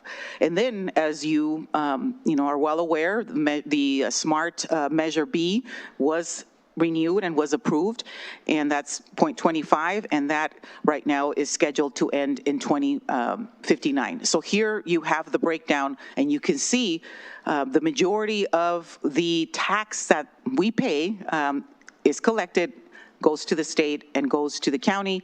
And what we get 100% is that 0.5 that you see there for Measure A that comes directly to Rohnert Park, which helps us fund general fund operations.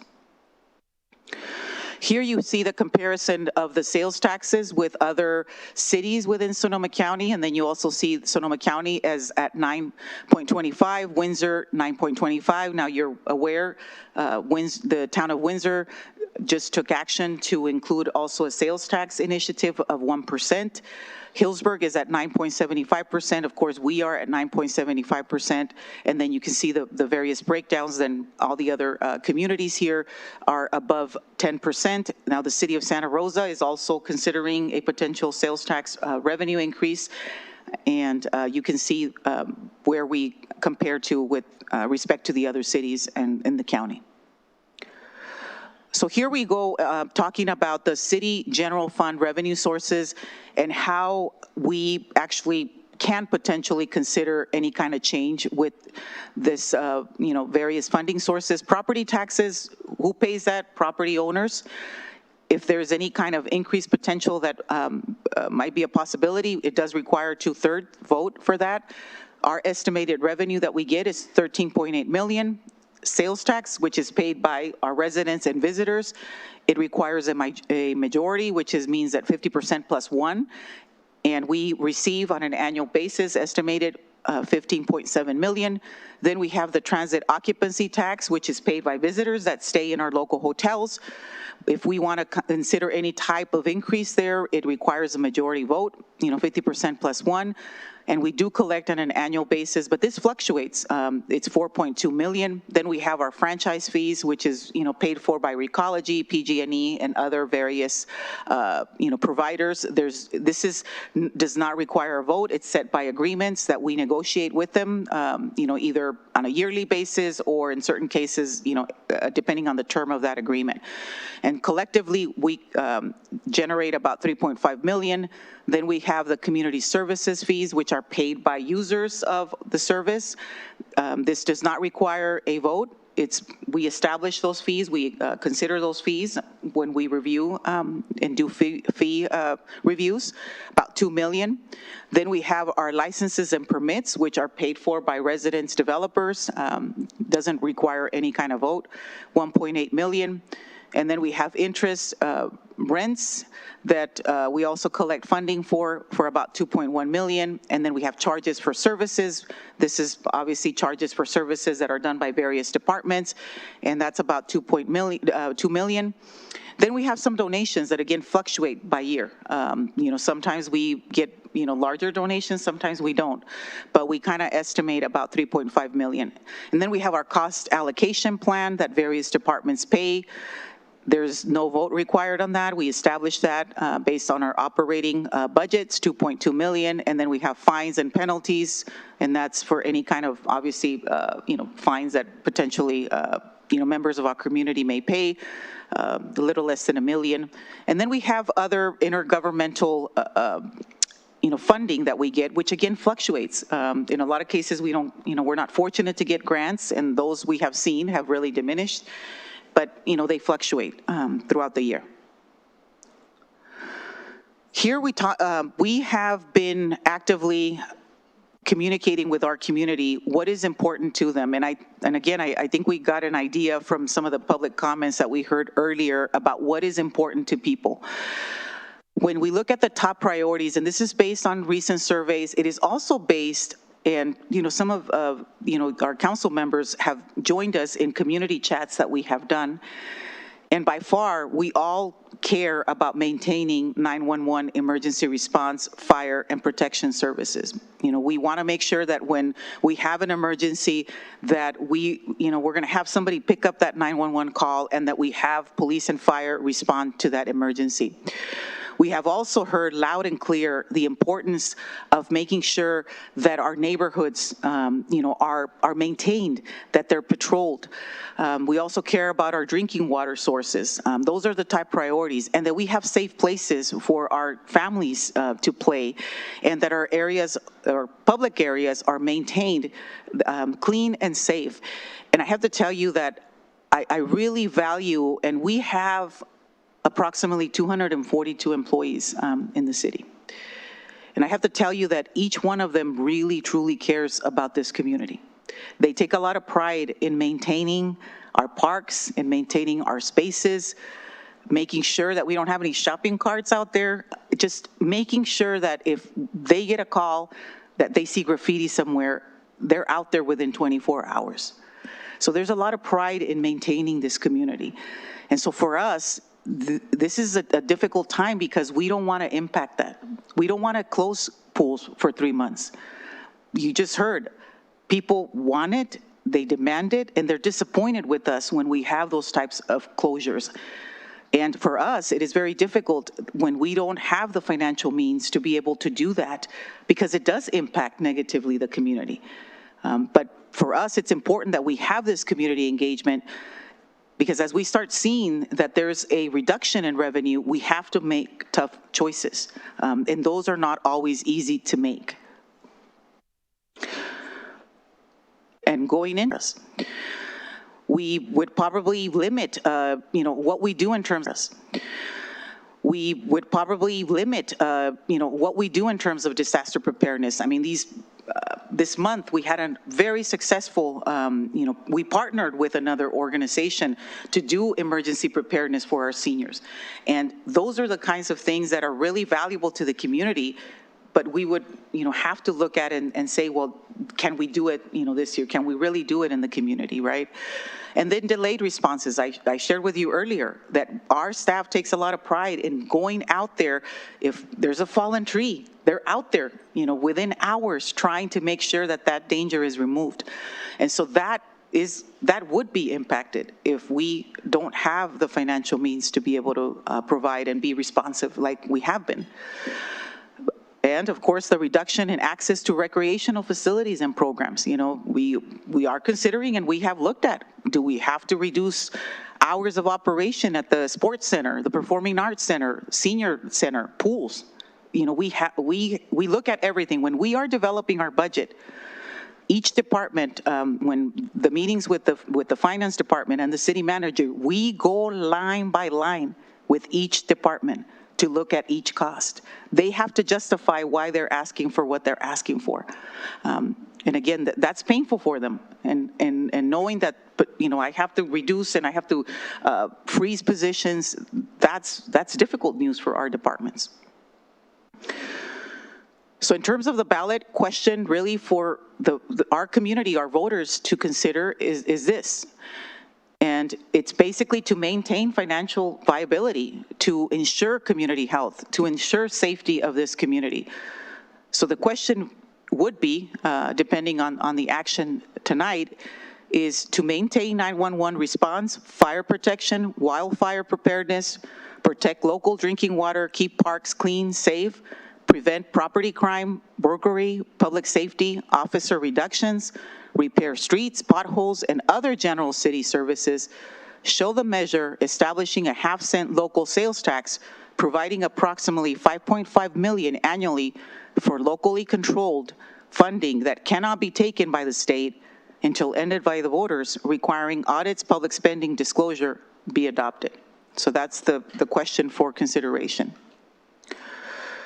So what would it take for us to be able to consider this general revenue measure on the ballot?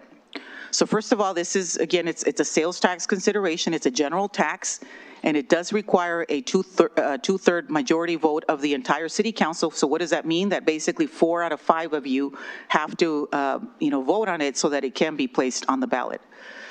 And it does require a simple majority vote, which means that 50% plus 1 of the voters have to pass it.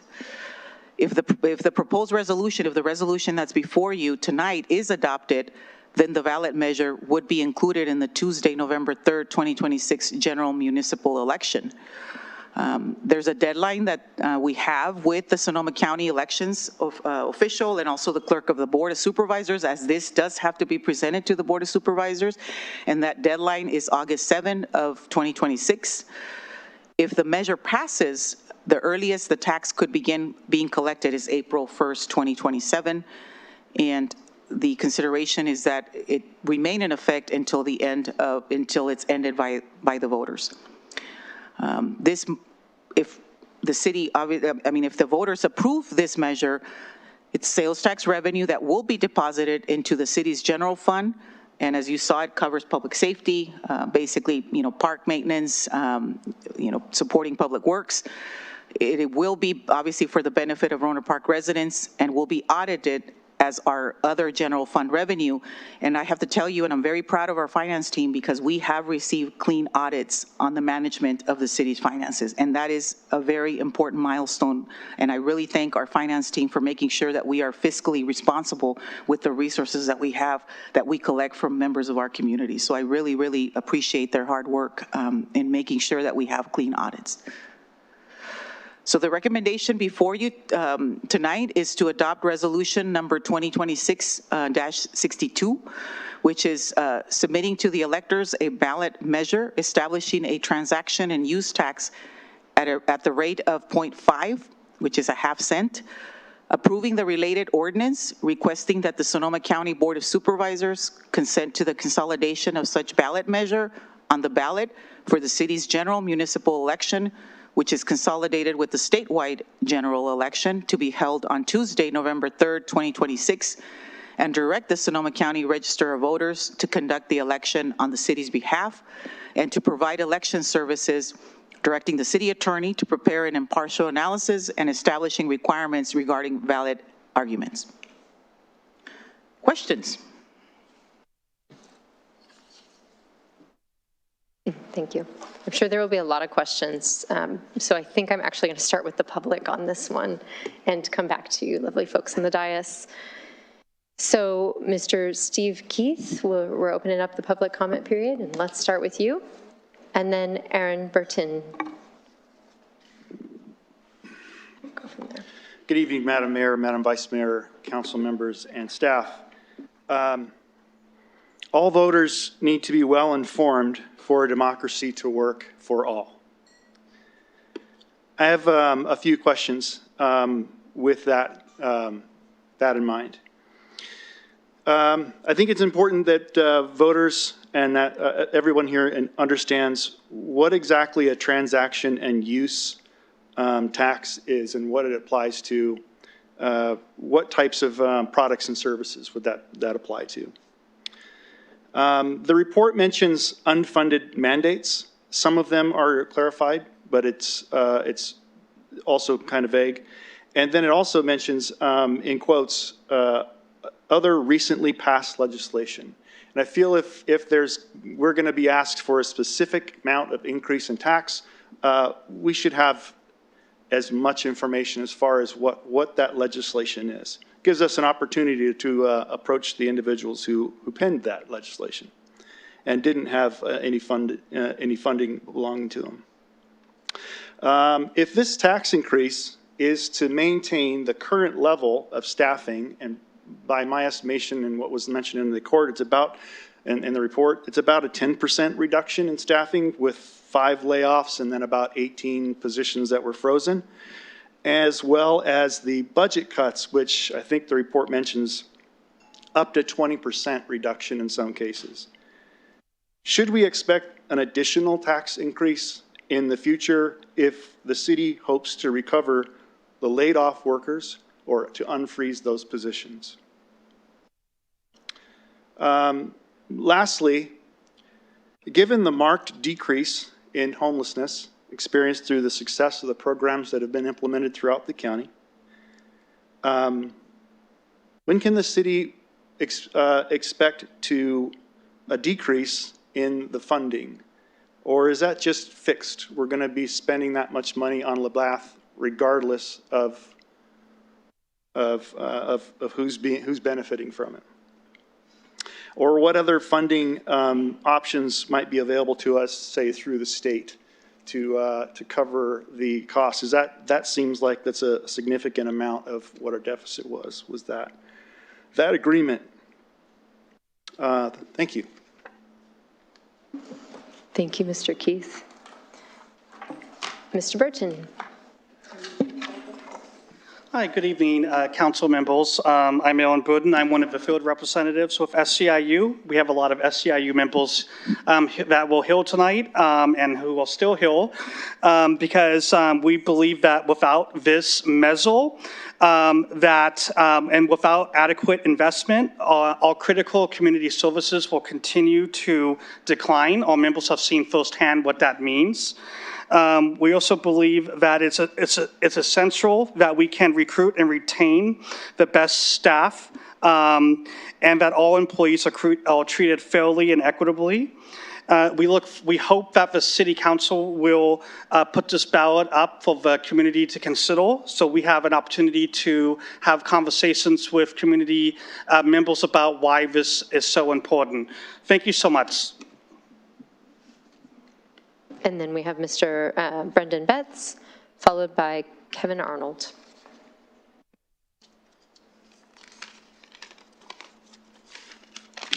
Good evening, council members. My name is Brendan Betts. I've been with the city for 2.5 years now. I'm currently the acting water distribution supervisor and a member of SEIU 1021. I'm currently serving on the bargaining team for our unit, and it's important to me that we keep the retainment of the employees that provide these essential services you guys are talking about, protecting local drinking water. That's what me and my team do. The rest of the community, or the rest of the employees that help keep the parks safe and our places clean and all of that. So I look forward to this negotiation process with the city and hope it's fair and equitable, like Aaron mentioned. Thank you. Thank you. And then we have Kevin Arnold, followed by Miriam Pingle.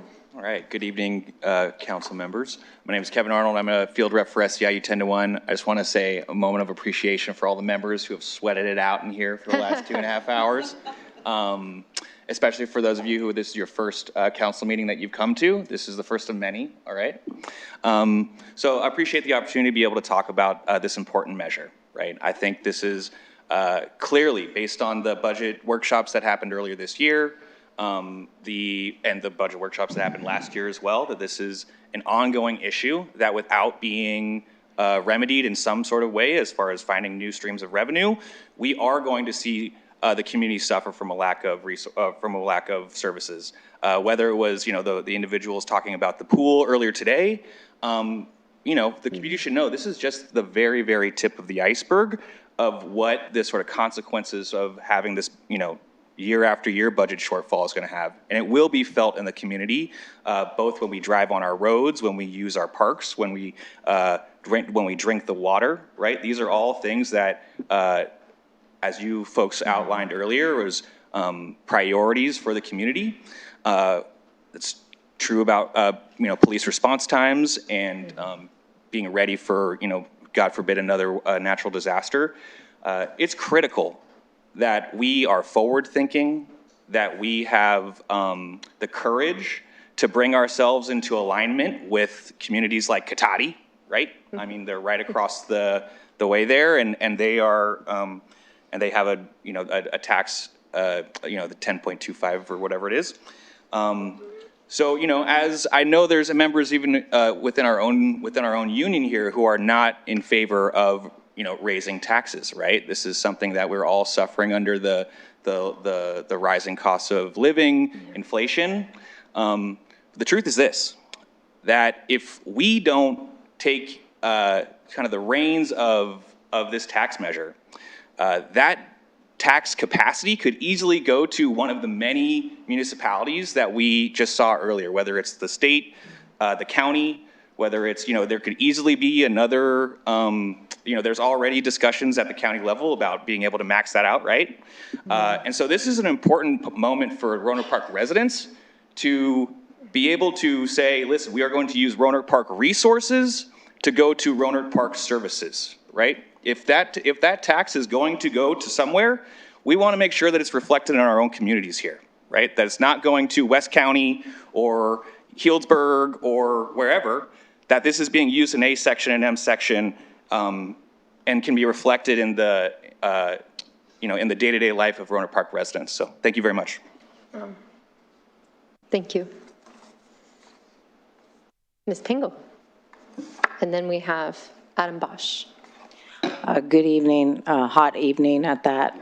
But I'm glad I'm here. I wanted to talk to you. I've been a resident for 35 years in Rohnert Park, and I love Rohnert Park. I've seen a lot of changes. I do like some others I don't. I'm here to tell you that I think that we should adopt this tax measure, put it out there for the voters, educate the voters though. I think it's really important. I got educated by speaking with the city manager, by speaking with the District 5 council member about what is this, what are we doing here? And I think through that education, I learned that it is necessary. I would vote for it. I'm asking you to adopt it. I'll also say, about 35 years ago, when I was a rookie, not in this police department, I got a pink slip. And that pink slip said, "Thank you for your work so far, see you later." And myself and 85 other people got that. It didn't feel good. I worked hard. I thought I deserved a job, and I thought I was going to lose my job. That was not a good feeling. I'm in 100%. I didn't lose my job, by the way. Thank God. I will say, I agree with the gentleman who preceded me. I think it's right that if we have a tax measure and the money that we have, I think it's 5.5 million is going to come to us, we should do it before somebody else gets it, because that's kind of the name of the game. Not to go off subject, because I have another minute, but I have worked with the leaders of this community, the people who work here as well, and I'm very impressed with all of them. I've worked with Amanda. She's a bunch when she did the earlier topic, when she was showing the housing, the things that you did, the park is excellent. Excellent work. And I've also worked with Cindy Bagley, and it's also excellent work. So keep it up, because we need good people like that. We need good people like you guys, and we do need to pass this. Thank you. Thank you. Mr. Bosch? Hello. First time here. What do they say? A long-time listener, first-time caller, something like that. I'm Adam Bosch. I'm one of the owners of Parliament Brewing Company here at Rohnert Park. I've seen all of you guys generally, and some of you guys all at my establishment, drinking beer, celebrating the community and other things. But I'm here today to support the members of this council, and I trust you guys to make great decisions, and I really appreciate everything that you do. I come to you for help and ask that, and I'm here agreeing that if there is some sort of increase in sales tax, I love the fact that it is coming back here to Rohnert Park to help build this community, to bring people to establishments like mine and others that I go to in this area as well. So, thank you very much. Thank you, Mr. Bosch. And then we have one final speaker card, and that is Chris Bohr. And then...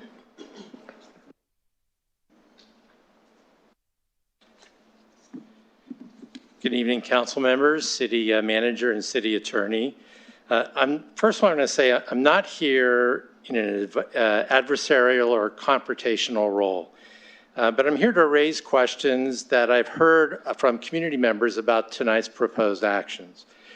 I've raised a number of these areas of concern in detailed emails to each of the council members, so I'm not going to go into those details because you already have that. But for the benefit of the audience, those areas of concern were the city has a 16-year history of balancing its budget without using casino funds until the last 2 fiscal years. The city has not fully explored all alternatives, including what tax revenues the downtown may generate once completed. The tax is permanent and never expires. As a general tax, it will have no spending restrictions. Sales taxes are regressive and burden the most disadvantaged in our community, and this tax does not solve the structural deficit. At best, it only raises about half the money needed to close that $10 million gap. An additional concern I have is that although I believe the city when it says that it's made cuts, such as the 5 positions eliminated, the 18 frozen positions, and other planned expenditure cuts. When I looked over the adopted FY 26-27 budget, it shows the general fund total expenditures for this fiscal year are the same as the prior year. So where are the cuts? I understand that the cuts are likely to avoid additional incremental costs beyond last year's operations, but it's not changing the budget. The budget is the same as last year. It has not been reduced for expenses. The majority of Rohnert Park residents are not aware of the city's fiscal challenges, so we have a high hill to climb to get them up to speed on that. This effort seems premature and driven by timing to get on the November ballot. In reality, the city can call an election at any time, as it did in 2013, to make the first half-cent sales tax permanent. The city can pause, study and exhaust all other alternatives, develop a forward-looking sustainability plan, because God knows we need that. We're just making decisions left and right without the framework of a plan. And we need to focus on revenue and expenses. And we have to rally the community's support before taking a step to implement a permanent tax that does not solve the structural deficit. I encourage you to delay tonight's vote and do the work. Thank you, Mr. Boer. Okay, do we have commenters online? No, Mayor, we do not have any participants on Zoom. Okay. I will now go to our council. Hi, council. Let's take it all. Questions, comments, anybody who feels like starting this one out? I'll go last. I have a question. If we could just ask the city manager to address any questions that were just asked, that some of them are kind of glaring. If you could address those first, that'd be great. Yes, thank you. Thank you, council members. So I'm going to address, and I was taking notes on some of the comments that were made by members of the public, which I really appreciate, them attending and being with us here. So I know that some of the questions were asked related to the homelessness programs that the city has, and specifically for Labatt Landing. So when the city pursued the Labatt Landing funding, this is a commitment that we have to operate that program for 15 years. So that currently, obviously the city owns the piece of property where we have the 60 interim units, and we have a 15-year contract with Home First, because we were joint applicants with that grant application with the state. Now, our city attorney has looked at, because believe me, we know, and I know there's been questions about how we explored all the alternatives for us in terms of the budget. Well, this is one of those, because we know this is a long-term commitment. It's $2.5 million, and if you go back, or if I go back to the slide that shows, what each department, how much it takes for each department to operate, when you look at Labatt Landing, it is almost the equivalent of us funding our finance department for $2.8 million. So it's basically, in essence, another department that we're funding of the city. But we do have a 15-year requirement that we need to fulfill with the state. Otherwise, we are in default. And believe me, our city attorney, because that question, I specifically asked her to research that and find out what would happen if we were to break that agreement. So that's that. Now, you may recall, and this was for the last fiscal year, that we did reduce our homelessness programs. We actually eliminated the contract that we had with Share. And that was painful too. We didn't want to do that, and so we did eliminate that contract, again, trying to bring back in the costs that we have been spending on homelessness. We've been fortunate that we have been able to receive funding from the county to support us. With the state, as you know, the state is also facing challenges, and the money does not come directly to the city of Rohnert Park. We would have to apply either through the county or any other funding, and in the majority of the cases, just like we saw with Labatt Landing through the Home Key, they fund for construction projects. It's very limited, anything that has to do with maintenance. Now, I do have to say our staff is extremely resourceful, and if we do find opportunities to submit grants, we do that. It's just right now, unfortunately, with the climate at the federal level and the state level, it is very limited. So hopefully that addresses that particular question as it relates to homelessness. And I believe the other questions that were asked were in relation, and maybe I'm going to ask our finance director to explain, the comment about, that where did we reduce, right? Where did we reduce? Why is it that, the budget looks the same as 25-26? So Ms. Hosk, if you can please maybe explain and provide a response to that question. Thank you. Certainly. Thank you, City Manager. So as you know, in your own personal budgets in life, things go up every year. So even though it looks as if the budget has remained the same, there were many costs that increased between the 2 years. And in fiscal year 25-26, I believe we had 13 frozen positions going into that year because we were trying to balance our budget. And because we had so many costs that were accelerated, we had to make more reductions. So now we have 18 frozen positions, and we had 5 workforce reductions. In addition to that, we were looking at the general plan, and we had a lot of requests to help implement the general plan, but the city manager actually had to reduce a lot of those costs. So we are going to have to take that a little more slowly because we had to make reductions.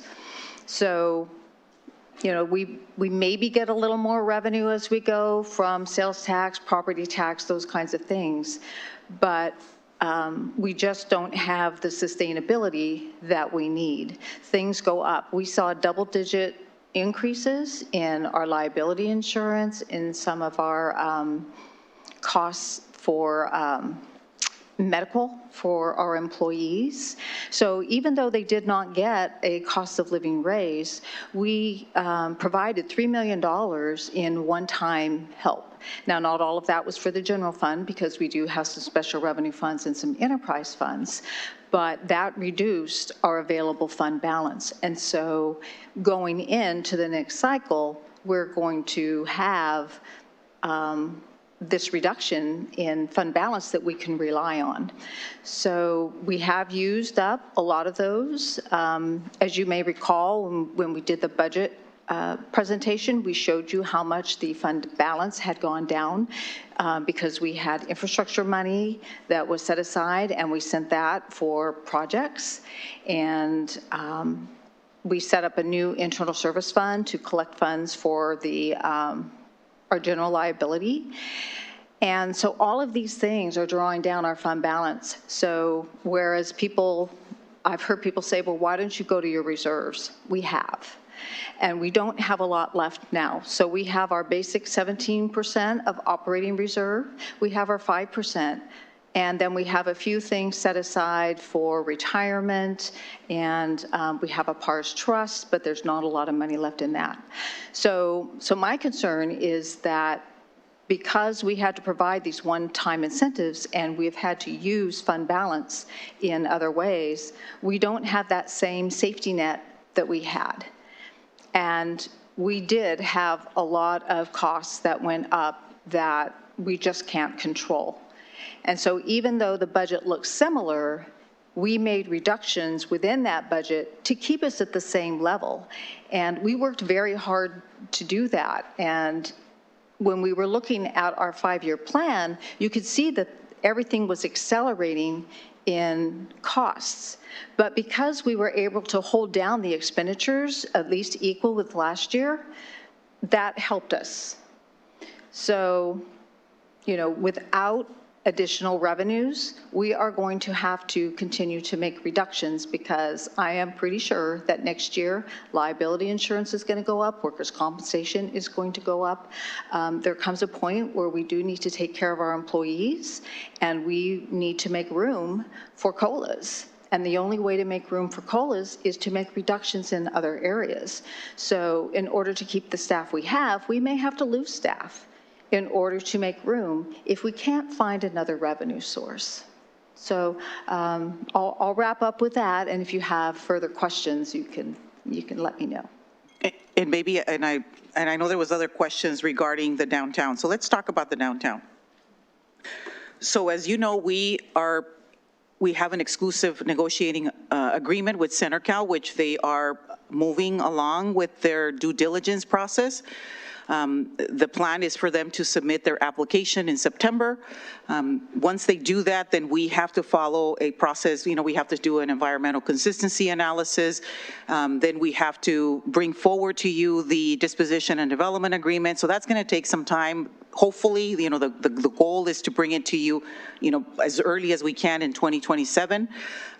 You know, once they get all of their, you know, plans and everything approved by the city, hopefully break ground, you know, at the end of 2027, early 2028. They anticipate about a 2 to 3 year construction period. So yes, there's going to be funding that will be generated from the downtown, but aggressively, we may start seeing funds come into the city in the form of sales taxes, TOT, property taxes, maybe in the fiscal year 2030. You know, and that's going to take time, right? I mean, it's going to take, there's a lot of excitement out there, as we talked about. You know, back in 1968, I saw the plan for the downtown, so it's been talked about for more than 50 years.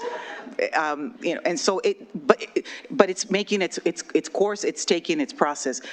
And I also have to say, yes, the downtown and there's going to be other development opportunities which we are pursuing, right, throughout the city. But the downtown would not generate $10 million or $15 million that we need, right? The downtown is not going to bail us out, you know, from the fiscal reality that we have, and that, as our Director of Finance indicated, our costs are just going up. So that's, you know, the status of the downtown, and we do anticipate bringing to the council in October an update, you know, once obviously their application is submitted. Then there was another question regarding whether or not we can do a special election, and that is a possibility. However, it does come with a cost, and I'm sure our city clerk can indicate what the cost would be right now, and I believe that we indicated that the cost right now for us to have it and be included in the general election that's going to happen in November could go anywhere from $90,000 up to $162,000. If we do a special election just for this sales tax measure, that cost would be significantly increased, which we would have to obviously use general fund money for this, that would be a significant cost because it would be a special election for the city of Rohnert Park. So I wanted to answer that question. And then the final, I believe, and I believe I captured at this point, you know, some of the comments that were made, is the city throughout the years, yes, has had a balanced budget. And we have been using other funds to be able to balance that budget. We've used, you know, the tribe has been generously providing contributions to the city for, I believe, the past, 10 years, 12 years. And so we have been able to use some of those funds, you know, to help us with the general fund. And so we have, you know, throughout the years and up to this point had a balanced budget. Now it has come with, you know, certain, you know, one-time solutions that, as you saw here, or contributions that we have managed to maybe perhaps receive because of grants or contributions from, you know, from the county, other funding sources. So we have had historically, you know, balanced budgets in the city of Rohnert Park. And I believe I captured all the questions. Madam Mayor, I had a kind of a follow-up. How much, we were talking about using reserves, so if we went off of that as suggested, how long will the city sustain keeping over 200 people employed if we just use that as a solution? I will have our Director of Finance, so we do have, as part of, and actually it's a policy decision of the council, we do need to keep a certain amount so that we can operate, and I believe right now, if I remember correctly, because we dipped into reserves, I'll allow our Director of Finance to respond, but I believe that we may have the ability to cash flow for maybe 3 months right now, because I know we reduced our reserves, and she'll respond, but and I know that's a question that we get often, is dip into reserves, and I guess you can, but then what happens when we have, you know, the next emergency, or we have, you know, another COVID type of situation? You know, I often describe this period of time that we're in is like COVID 2, but the big difference is we're not getting $10 million from the federal government. And so, you know, we have to really resort to our local revenue sources that we have. What can we sustain ourselves? Because we can't even depend on the state because the funding's not there. And Ms. Holst, if you can. Okay, so she needs a couple of minutes. So we'll come back to your question. I'm going to jump in and ask a question that's on my mind. Public comment, one of the things was about the unfunded mandates and recent legislation, and I think since that's had such a significant impact and it's very new, if you could just give a fast recap of those. Yes, thank you for the reminder. The lowlights, that is correct, and that's a big one. Well, just tonight, you saw one of the unfunded, some of them could be, I don't know, $5,000, others could be in the millions. And the reason why I say that is because we cannot control what happens in Sacramento.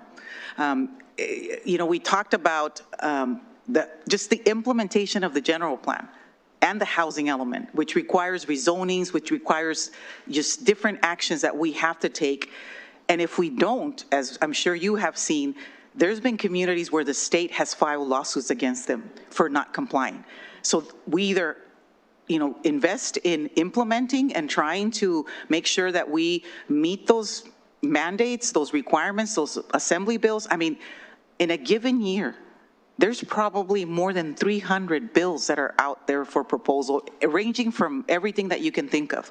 And so the expenditure is either going to be implementing or legally city attorney fees for not complying with what is required of us. SB 707 is another requirement. Now you see here next to me, 2 city clerks, right? I mean, because why? Because we need to make sure, right, where we didn't have that before. That's staff time.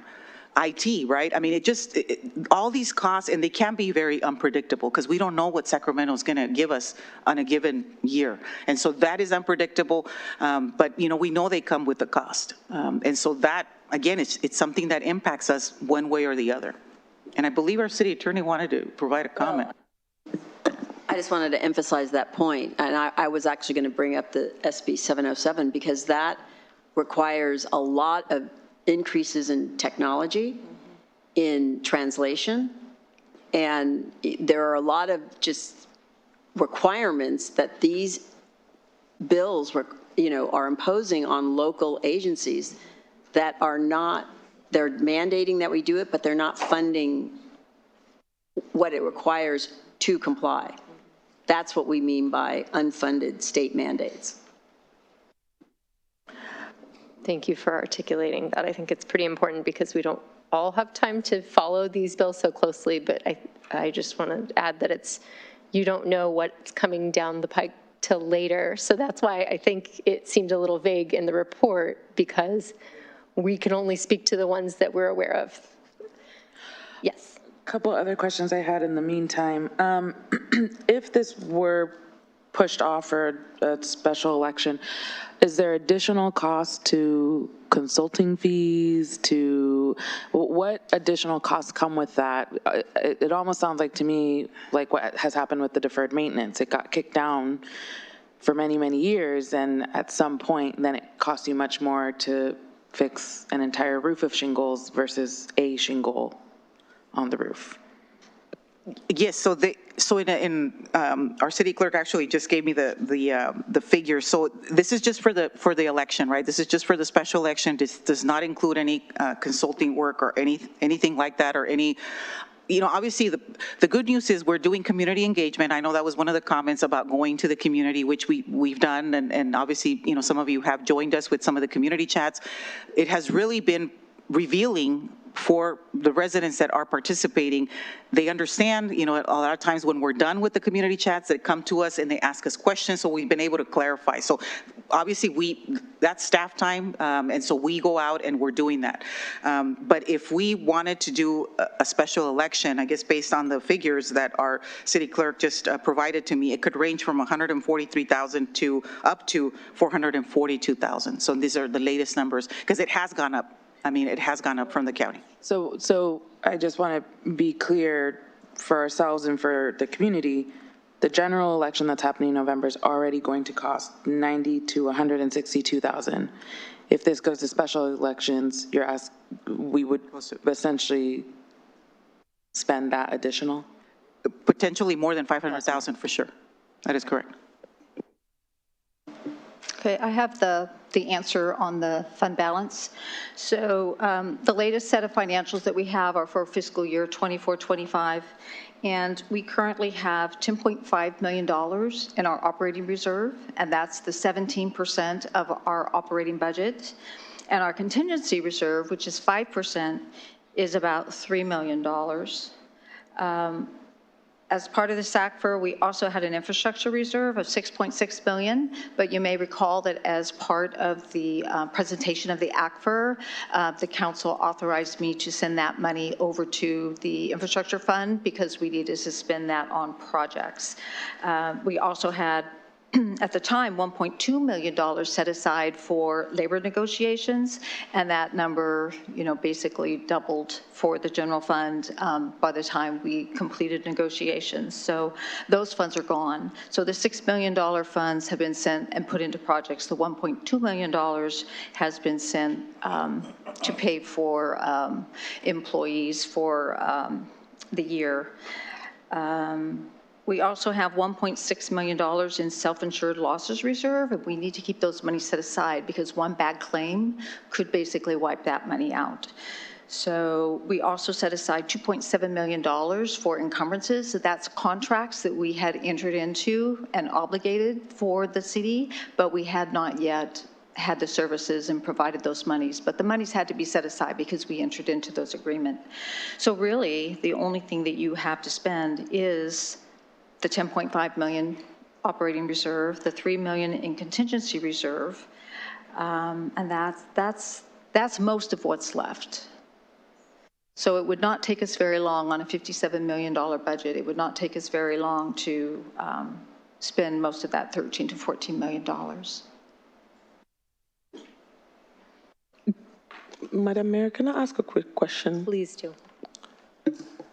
So, Madam City Manager, how much money do we have in reserve as we speak? So the figure, basically right now, if I combine the two, the 10 million and the 3, it's $13 million. Okay.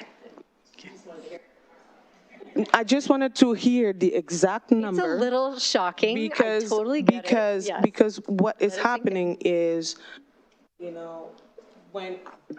when we have the sophisticated way of talking, it make it sound like there's a lot more money than there is.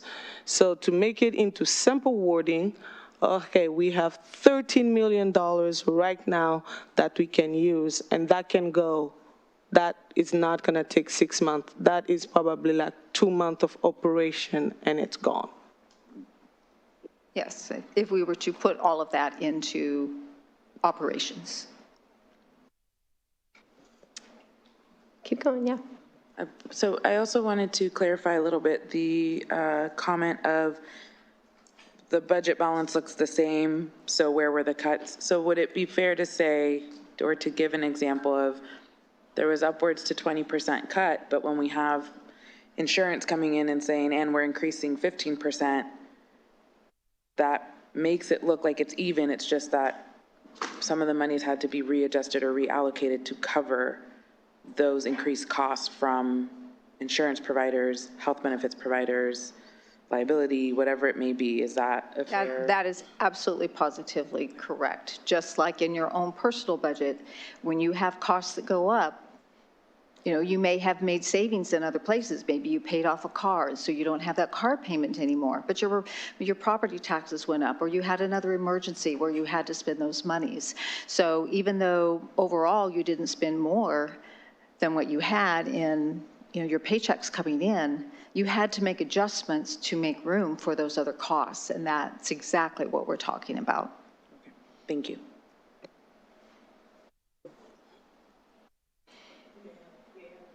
May I make a comment? Is that okay, Madam Mayor, if I speak directly to our constituent? And not sure what's going on here with my microphone, but I just want to make a comment and look at straight to the constituent, to the people that have voted and put me in this seat. And the reason why you trusted me is because you wanted to make sure that I keep the city, that to bring a fiscally responsible and take actions that will protect the city.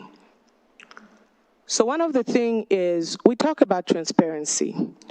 I never seen any city council that have been transparent to their constituent like ours, to the point where sometimes,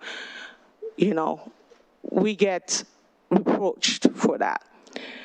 Being transparent doesn't mean that everything we're gonna say will feel right, or is what we expected to hear. We're supposed to be transparent with you even when it is difficult. So the warning sign has been coming for many, many years. And when we talk about city council, you know, have always had, you know, our general fund or our budget really balanced, I have to say the casino money has been used to balance just like we have seen here. That's why for those many years, this city have had a balanced budget. The casino fund has been our rescue for many years. And I have to say, the tribe is not obligated to give us that money. On a federal level, they don't. They don't have to give us even a cent of their money. We have worked so hard, this council have worked so hard to restore our relationship with the tribe. And as a good ally, neighbor, they didn't care of what happened in the past. They always kept the promises to continue giving us those $14 million that they don't have to. Frankly, tomorrow they can wake up and say, you're not getting anything from us, and we're going to be doomed. With that, I'd like to say that, first of all, I need to thank our own staff, people that work for us every single day to keep our city clean, safe. Thank you for having that courage to come here and make public comments. For some of you, it's the first time. It should ring a bell to see that the same employee that's being praised for the work that you're doing there are really concerned about the future. And that's not what I sign up for. I sign up for to really talk to you even when it's hard. And right now, this is the hardest time. Every single city in America, in California right now, is dealing with the exact same thing. We have been lucky to not even have as many scandals as other cities. And I'm being straight honest with you guys. Another thing to be aware of is, you know, we just heard earlier some of you that came and talked about closing the pools, okay? These are something that our seniors will be impacted, and we heard about it. And these are the consequences that are slowly but surely affecting our city, and that is not gonna stop. The city manager, our general fund, we have a serious budget, and they went through every single point that they showed us how we have this deficit that we have been trying to work on. If we don't take care of this, next year is gonna be even more, and it's gonna be more layout. Just look at Santa Rosa. Went through a serious cut. Is that what we want, Rohnert Park? If that's what we want, then our public safety will not be able to go on the street and do the work that they do, because your priority is safety. Your priority is to have the pool open. This cut started a while back. We had our pickle club that was supposed to have a project done. We had to cut those funds and keep it because we didn't have a choice at the time, okay? And it was really painful. The other thing is, we talk about Measure M. Can we go back to page 9? Look at that. So the only measure that we are allowed to keep, Rohnert Park, your money, is just Measure A. Where is that city? That's where you get the 100%. Everything else, we have to plead. with the state, with the county, and we are lucky if they even give us something, but we always keep our good partnership with all these entities. And all the money that we get there, it's if. And right now, the county itself has been struggling with their own funding, and we are lucky to even get the Labatt Landing funding this time around. Every year, we're gonna go back and have to plea again every single day. You see, in the back, what happens, people don't see. But this council has been able to come and say, this is what is happening in the back while all of these things are happening. We have a roof right now, it's boiling hot. I wore this because thinking that it's gonna be freezing, and it's extremely hot, okay? Because we have an AC issue that hasn't been taken care of. So I wasn't here, but it's not working. And that would cost a lot of money to repay, and it has to be done. We had an issue with a leaking roof that cost, how much, city manager? Well, the project has been a little over $1 million. $1 million that we could have kept if the roof was taken care of regularly like we should have been. The water tank, we have, we are lucky to have Labatt Landing ongoing. But as we speak, because you wanted transparency, so we are giving you transparency. So just recently, we had an issue at Walmart. They call us because they have homeless, that are starting to go and start encampment. With everything that is happening on a federal level, we will see the increase of homeless people again on the street. And that is gonna impact our city, we like it or not. So already public safety got the call that they needed to go there and take care of it. That's another resources that need to be taken care of. Our staff, public work, public safety, everybody have talking about retention. So I want you to think about where that money will come from when we have ongoing expenses and we have, the gas price went from $2 to $6. The rising cost of everything doesn't come from the city. I need you to think.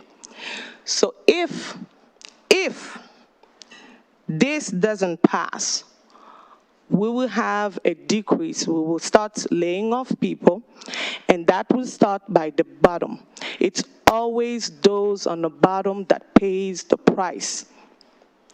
The public workers that you see on the street cleaning and keeping our park clean, they will be the first one to be affected, to leave their jobs, and also suffer. The family will suffer. We will see that a lot of infrastructure that we promised, right, to take care of, we're not going to have that money to take care of. And you will start seeing the deterioration of each infrastructure and not seeing city clean. Look, I came from a country, the Democratic Republic of Congo. Type it on Google and see how it is going. It always starts by the federal level, and we have a federal level that doesn't care about any city. We are on our own, and this tax sale will be to take care of you. So, and it's not even the whole 10 million, it's 5.5 million, just half of it. So we're still gonna have to figure it out where we will find that money to complete that at the $5.5 million. You want transparency, we are giving you transparency, and we will let you decide. But we gave you the pros and cons. So it's up to you to decide. We are not forcing you, but we are, me personally, I am just letting you know. You put me in this position to tell you the truth, and the truth is here, you have it. and it's all in your hand to decide. Thank you, Vice Mayor. I'd like to go back to my other council members. Sure. Thank you. I was going to start this conversation a lot of different ways, but I think I'll start it with our employees. So thank you. Layoffs and staff reductions are abhorrent to me, and I'm not wanting to talk about that. I'm wanting to talk about retention. And I've seen the comp studies, and I understand the challenges that we have retaining good talent, and I see some of that talent going with more than 20% to the county or some other organization that has a lot more firepower than Rohnert Park, and I don't want to see that happen. We are a full-service city, and quite honestly, we like it that way, right? We don't contract out for arborists, we have our own. We don't contract out for a lot of stuff, we have it our own. And as I take folks on tours of Rohnert Park, which I do very frequently, they're always amazed at not only the cleanliness and the presentation of the city, but just how well that it's run. And I drive my district once a week, and I look for issues and concerns. If I see anything that pops up, immediately I'm reporting it to code compliance. That graffiti is gone in a day. And if you go to other cities, it's not necessarily the same case. If we talk about finances for just a moment, and why a sales tax, right? You saw in the chart that the sales tax is the biggest revenue generator. My business is hospitality, and I've been asked many times to go in and to turn around organizations that were upside down. And I understand that there are two parts to every equation. One is to reduce expenses and the other is to grow revenue. However, I also understand if you want to fix the food cost of a restaurant, you don't go after the rack of lamb that you're selling 5 a week. You go for the Caesar salad, right? You're selling 1,000 of those a week. And that's what we need to do. We need to get the biggest bang for our buck, and that's why the sales tax, and it's so keenly pointed out, if we don't go after that, you can bet your bottom dollar it will be gone. The question was asked, you know, why just 0.5%? Why don't you go for everything? Well, the governor's not going to do that, and he's not going to permit that right now. And so 0.5 cent is all we can do.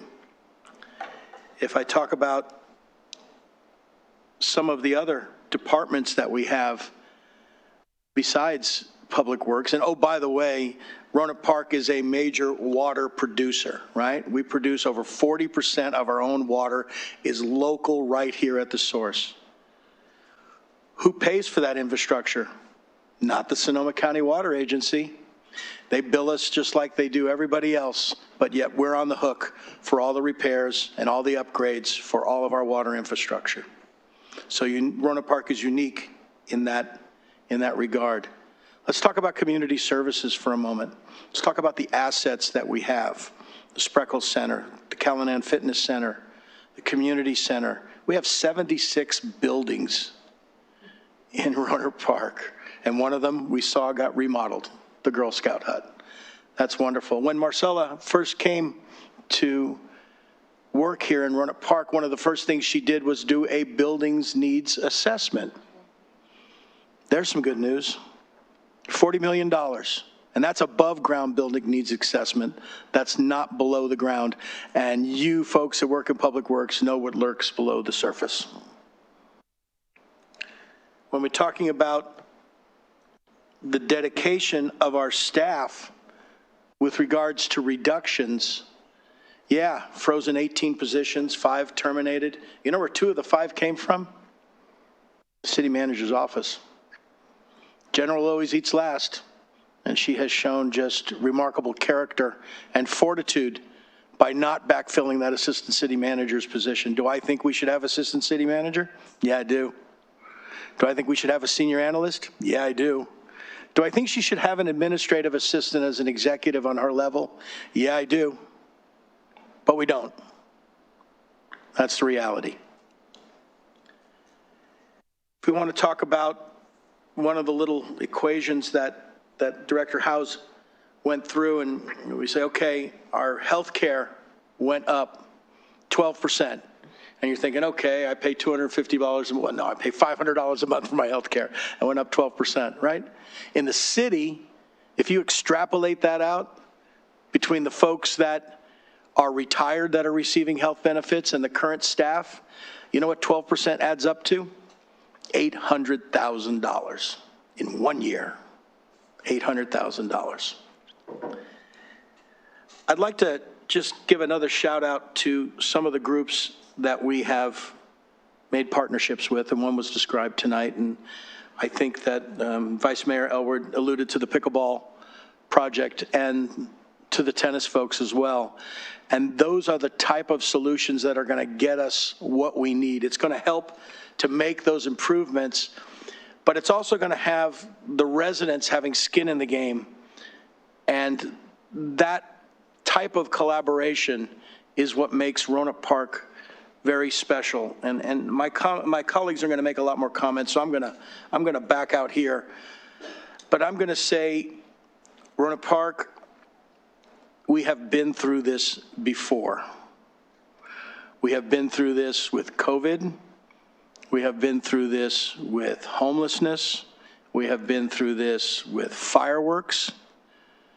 We have been through this when we wanted to talk about accountability and oversight and public safety. We've been through it every time, and we've stuck together, and we have prevailed. And that's what we're going to do this time. Congressman Thompson told me a year and a half ago, he says, Gerard, you're on your own. True statement, right? Our system of government, yeah, it's dysfunctional, but money flows up and down between the locals, the county, the state, and the feds. Well, when the dude at the top decides he's going to turn off the faucet, we have trouble. And so, yeah, we're on our own. But you know what? That's all we need. And we're going to get through this on our own. I am fully in favor of this tax measure, and I am ready to make a motion when my colleagues are done, and I yield the rest of my time. Thank you kindly. And I've asked a couple questions. I have plenty more, but I wanted Councilmember Adams, if you wanted to proceed first. I can swap times with you. That'd be great. First of all, I want to thank our employees who came tonight. We decided to hold this meeting on the hottest day of the indoor year, and appreciate you sweating it out with us. Thank you to SEIU 1021 for standing up and speaking out. Also received this afternoon an email from Andrew Smith, president of the Rohnert Park Public Safety Management Association, supporting the city council voting to place this on the ballot. As our city manager discussed, of the 9.75% in sales tax collected, 9.25% goes to the state and the county. Of the sales tax funds collected in Rohnert Park by the countywide initiatives, only 30 cents on the dollar is returned for our use in Rohnert Park, and those funds are not guaranteed. With this proposed half-cent sales tax, we will collect, retain, and control 100% of the sales tax funds collected. At any time, another entity can come in and propose a new countywide half-cent sales tax, and the funds would be collected in Rohnert Park. Then, like the other 9.25%, they will leave town. Two prime examples of this are recently passed countywide measures. Measure I, Child Care and Children's Health Initiative, passed by a wide margin, and Measure F, Agriculture and Open Space. 100% of those funds collected in Rohnert Park are spent in the county, and we have no control over that. For these reasons, I support placing this measure before our voters on the November ballot. Thank you. Thank you. So I would be remiss to not mention, I believe the last census shared that our city's median age is 35 years old. I've talked to family, friends, community members, and as many people have heard, District 1 has the lowest income, right? Highest percentage of low-income families, and that's why you see a lot of cars on the road. People are trying to save where they can. They are rooming with or have a whole family in one room. moving in with parents, moving in with siblings, moving in, because it's a hard market out there. This 0.5% makes a huge difference to the wallets. But when asking, hey, survey might have said, do you want to feel safe in your community? Yeah, who doesn't? Now, if the question was, do you want to feel safe in your community with 0.5% more, you might have some hesitancy. But the biggest thing I got back was, I would rather know that our money is actually here in the community that we love and the community that we can stay in and potentially be employees of, than not have as much control going somewhere else. So I don't believe, and please, council, correct me if I'm wrong, that it's lost on any of us that this does impact our residents and their wallets when everything else is going up. This also is not an all of a sudden thing. Yes, the agenda went out on Thursday, but this has been discussed, the topics have been discussed in so many different aspects over and over and over again. Cindy, I'm going to use you as an example. I have sat here and I love Halloween, and I'm saying, can you cut some of those things? Those are community events that people love, and our staff them. We're able to provide a free Jubilee, which was, I think we had the largest amount of people, and I had people calling saying, this is such a great, free, accessible event. I came from Windsor, I came from Petaluma, I came from Sonoma, we have people visiting. We can't do it without our staff. I have been at negotiating tables in my jobs where it doesn't feel good that someone says, yeah, we'll give you the money. And 6 months later, a quarter of our department is pink slipped.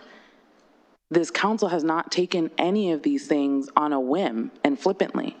We are asking those questions not only here, but I know I do in my one-on-one sessions. How sustainable is that?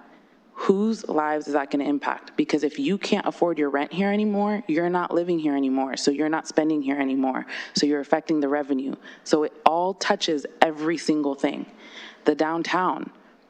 If Senator Cal is watching, I am excited for the downtown, but it is of no use to have a beautiful gem if we're going to end up with potholes on the road, or our officers can't help and get to a car accident in time to direct traffic, or when they're saying El Nino is coming. If we can't clear that to keep people safe and healthy, then we have a huge problem. So I want to clarify that for folks. It is hard. I say it all the time. I know the staff is working really hard amongst every other thing that's thrown at them. We can put as much education out there, and the reality is we're all busy, myself included. I have a full-time job. This is a full-time job and commitment that I made, and I'm still doing side jobs. I have reduced stuff. My puppy's not happy that he doesn't get as many treats. There's a cost, no matter what it is, and that's that, thank goodness, I don't have ailments. I don't have large medical bills that some people have. I don't have children of my own that I'm paying for them to go to childcare so I can put food on the table. So this is not lost, and it's not a flippant decision made. We get you the information when we can legally. Trust me, I would love to be able to have everybody in every single room so I can get as much information and input as possible. But I also have to follow the law and not jeopardize us to further lawsuits and more money spent somewhere where we could have saved it for our community. We still advocate at the county and state and federal. It's hard, but we do. I will challenge anybody to tell me that I didn't ask Measure I. How do you make sure that that's equitable for our students here in Rohnert Park when we're the only city, I believe, currently, also please correct me if I'm wrong, not closing schools down?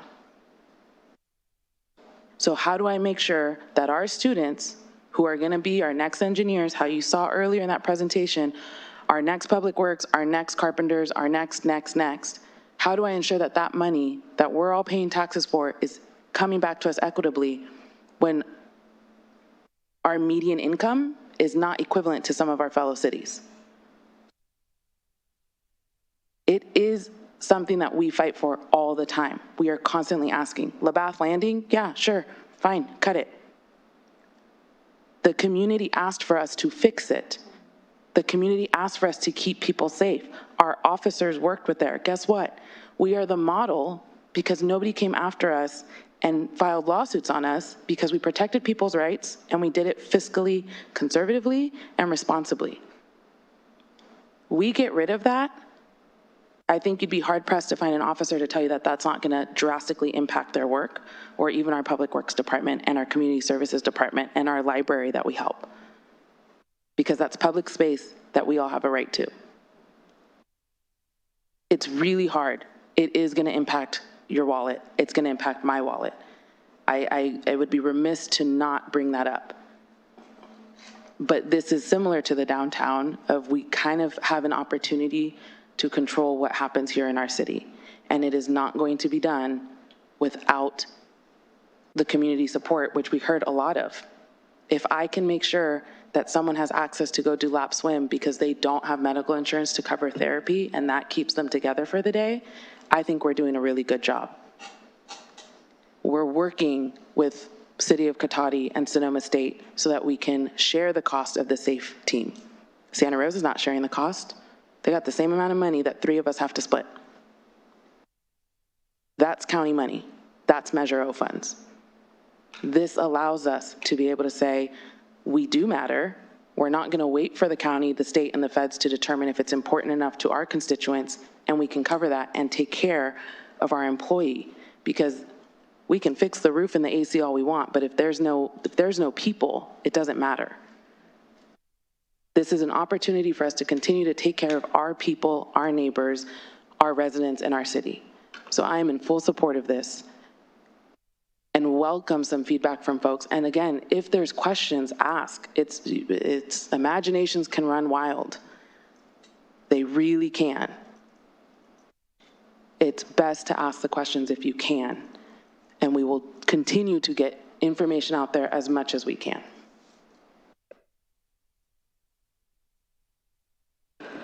Thank you, Mayor. I wanted to say one more thing to our community. I know we love to see balanced budget, and the city right now has a balanced budget, but at what cost? Our staff, our working class people right now are paying the price for it. And I understand, I hate taxes, I have to be honest, but right now we are in the middle of what can we do? And I'm asking you guys to join me, but take time to think about it. You see, I have 2 young adult children in college. We pay a mortgage every single day. And right now, my family has 1 income coming in. So tell me, if I don't fight and find another job, do you think my husband will be able to afford having my kids to college and paying the mortgage? No. And this is the similar situation that the city we are. I am in full support of this because I will be paying the same tax as you. And I understand your pain, but we need to come together and do this together like Rohnert Park we always do, and keep our workers, keep the retention, and also all the staff that you see on the street and the work that you always loved. And again, it's in your hands. We are not imposing, but we are coming in front of you to do this together.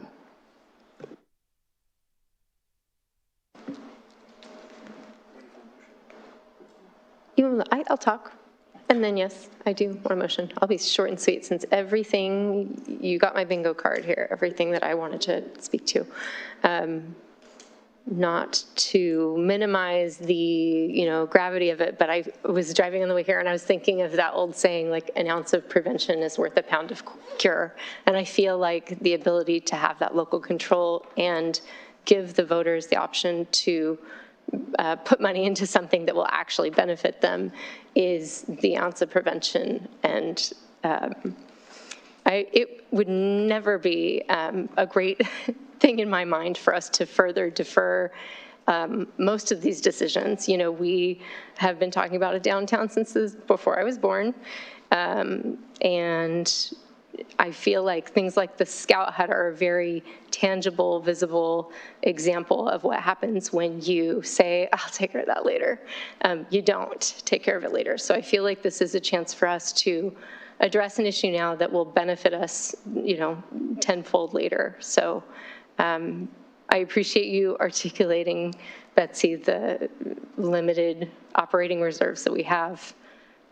We're 10 leaky roofs away from spending it all. So I really hope that our amazing staff can continue to be as scrappy as they are and work with what they have. I do want to call out, and maybe it was expressed in a few different ways, but to be able to do the partnerships that leverage our very limited resources and to be able to go after grants, it takes that talented staff. So it's an investment up front that pays us back. And I think it's really important that we do our best to support them and make it possible for them to continue to live here and work here. My hope is that my kids will move out of my house. They're only 8 and 12, but move out of my house someday and love Rohnert Park enough that they'll come back. And I want to make sure that I'm setting this city up for future success, because none of us are going to be here forever. We want to make sure that we're paving the way, eliminating the potholes, so that they can have their own opportunities here. So I know it's very hard. It's a big decision.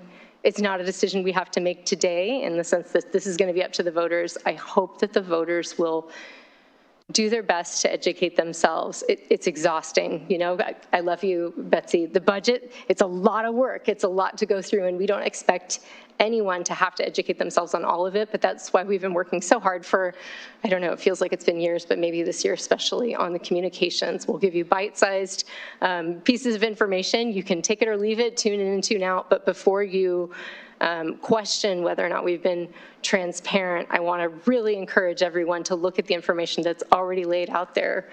It's never fun when transparency results in bad news, like Vice Mayor had said, but the truth is the truth, and I think I would rather go into it with clear eyes than continue to just gloss over the needs that are in our immediate community. So I really appreciate this council for prioritizing some of those things that got, those cans that got kicked down the road in past years. That was one of the reasons I wanted to join this group, is because I saw a need being addressed. And I appreciate that, and it's very hard. And sometimes hard things pay off. So I do hope that residents will get informed and be engaged and continue to ask questions. And I would love a motion. Thank you, Mayor. I am happy to make a motion to adopt Resolution 2026-062, submitting to the electors a ballot measure establishing a transaction and use tax at the rate of 0.5%, that's a half a cent, approving the related ordinance, requesting that the Sonoma County Board of Supervisors consent to the consolidation of such ballot measure on the ballot for the city's general municipal election, which is consolidated with the statewide general election to be held on Tuesday, November 3rd, 2026, and direct the Sonoma County Register of Voters to conduct the election on the city's behalf and to provide elections services, directing the city attorney to prepare an impartial analysis and establishing requirements regarding ballot arguments. How about a second? I will second that. Okay, we have a motion and a second. All those in favor? Aye. Aye. Aye. Aye. I want to confirm it's not a roll call vote. Okay. You want to oppose? Nay. I'm sorry. I'm for it. There are no opponents. Motion passes by 5-0. Okay, great. So we have our answer. And we will move on to item 9, committee liaison and other reports. Yeah. You may exit the building, enjoy the fresh air, and thank you for being here. I'm sending the Yeah. of ballot arguments to you and Okay, right now.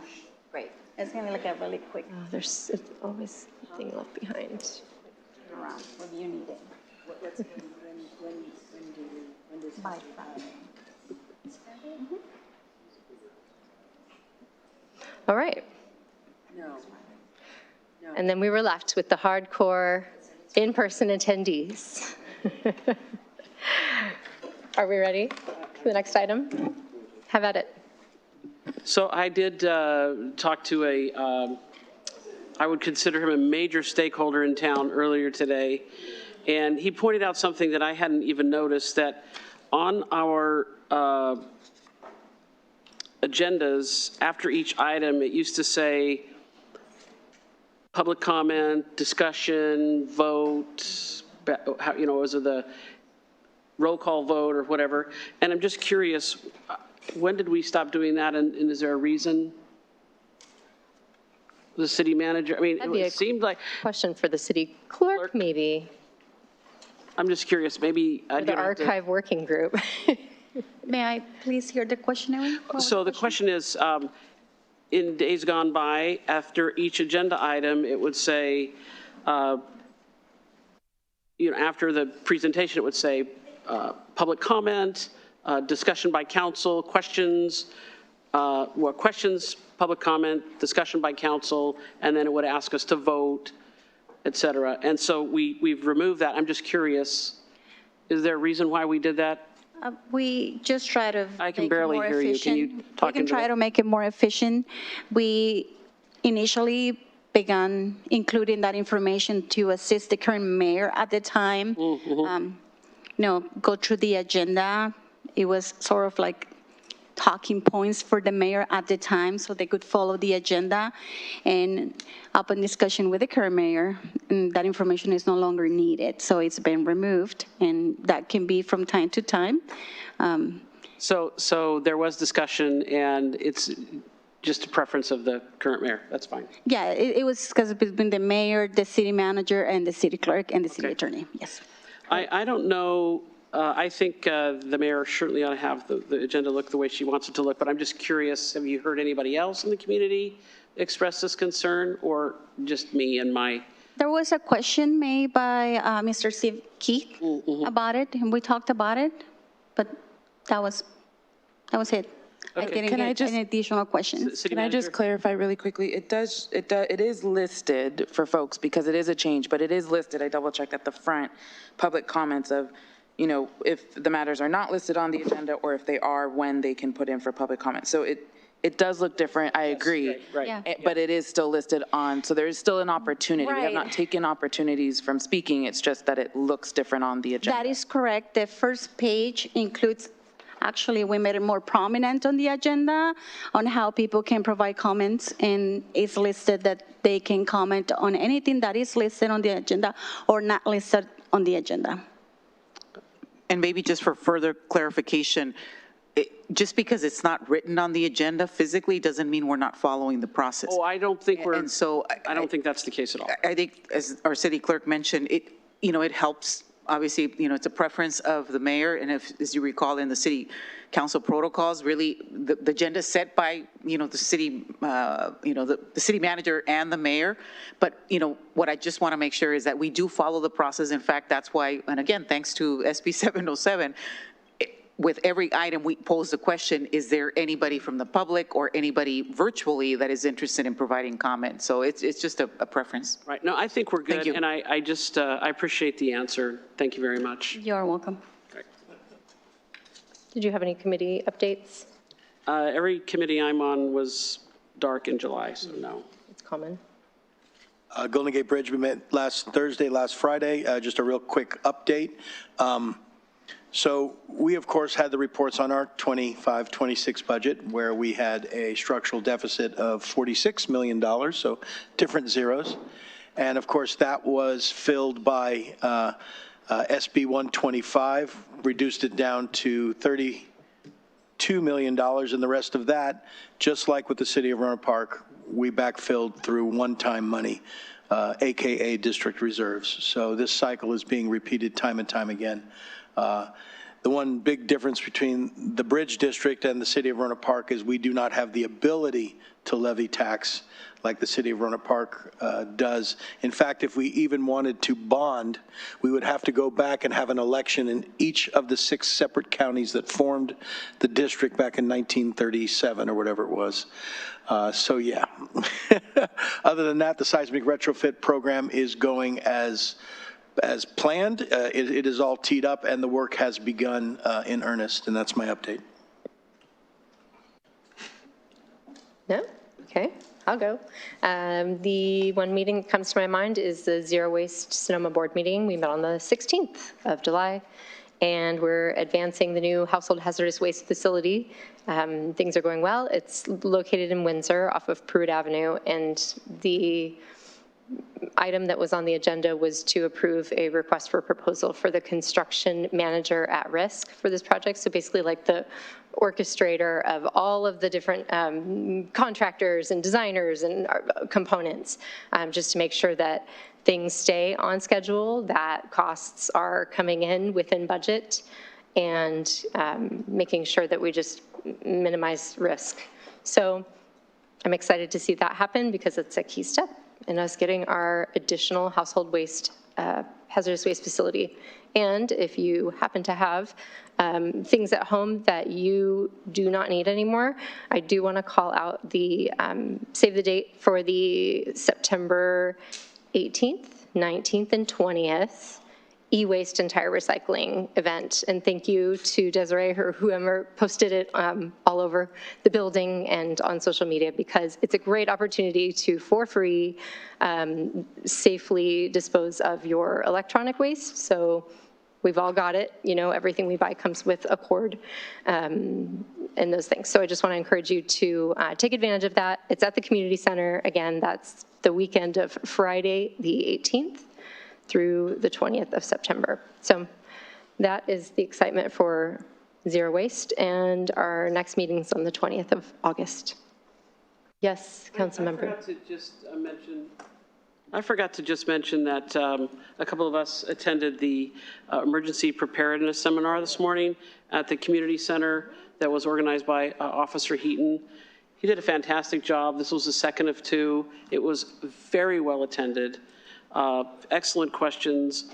I think the city, this is one of those examples of where we're doing outreach that is greatly appreciated by our senior citizens. So thank you for the city supporting that. I know Rotary supported that, and I appreciate our public safety officers for all leaning into that project as well. And I will second that, because we had really tried to focus on emergency preparedness being one of our, you know, core areas that we progress on here as a council and as a city. And I'm glad that they're starting with the seniors. I sat into both seminars, and I can tell you none of us are ready.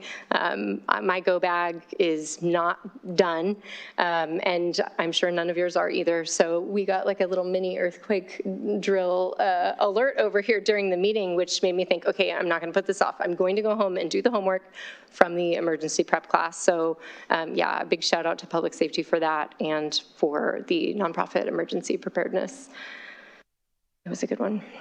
And I can say that I was glad I was there, because a lot of people came up to me afterward with completely unrelated needs, and it was really apparent, just the direct needs in our community. And this was just one little thing that we were able to do to help them out. You would have thought, I've never been to like a live game show, but it was very much like that when they pulled out the emergency preparedness backpacks and said, you're each getting a backpack to take home with you that has supplies, you know, basic supplies that would get you through a few days. And they were all just razzle-dazzled. And so the homework last night was for us to prepare and bring back our bag with some extra things in it that we know that we would need.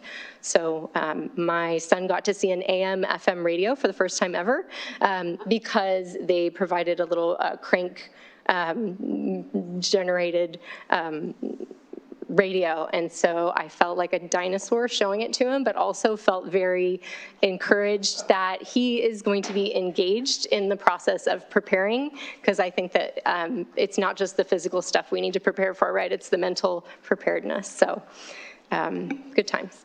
Okay. And on to our next agenda item, unless there's any other committee liaison reports. Communications. adding anything to a future agenda, I would ask that if Marcella, or City Manager, if you could explain, because Mr. Keith had asked about adding deadlines or some kind of when we request to add things to the agenda, why isn't there a due date?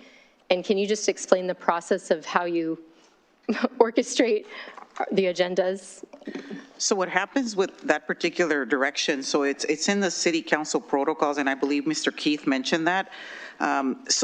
What happens is, after the council decides that there's a topic that you want us to bring back, we follow up with that particular council member that made the request, and then, we, as staff, discuss, and there's no specific time frame of when that issue will be back based on the protocols. However, our intention obviously is to bring it back for discussion. It's just, it gives the staff the flexibility. One is, there's probably research involved in some of these requests, and some of them we can bring back, in 30, 60 days. Others, they take a little bit longer. And so, but we follow obviously the city council protocols. I know that the request for flock was, in fact, today I was talking to Councilmember Rodriguez about that, and just making sure when we bring it back, obviously, and there's, obviously some research that has to be done with respect to that particular topic. Can I just add, especially on that one with flock, to kind of give some update to folks, I'm also providing some other, I guess, legislation from other cities. So sometimes, at least for myself, I'll also be doing research so that I can provide that to our staff so that they can include it in those reports, and then it's available to everyone when they're seeing the agenda in their reports. But yes, it's hard when we don't get to see the behind the scenes, but I think it's a valid question to make sure that we're not, I think we've had everything that we've added to the agenda brought on at some point. So I'd like, I think the city clerk's office as well, to make sure that we do get them on there and they're not just lost in the shuffle. Thank you for explaining the behind the scenes. I think it's important for people to know how that happens. Okay, guess what's next? Adjournment. Let's go. I'm officially adjourning this meeting. Thank you all for being here.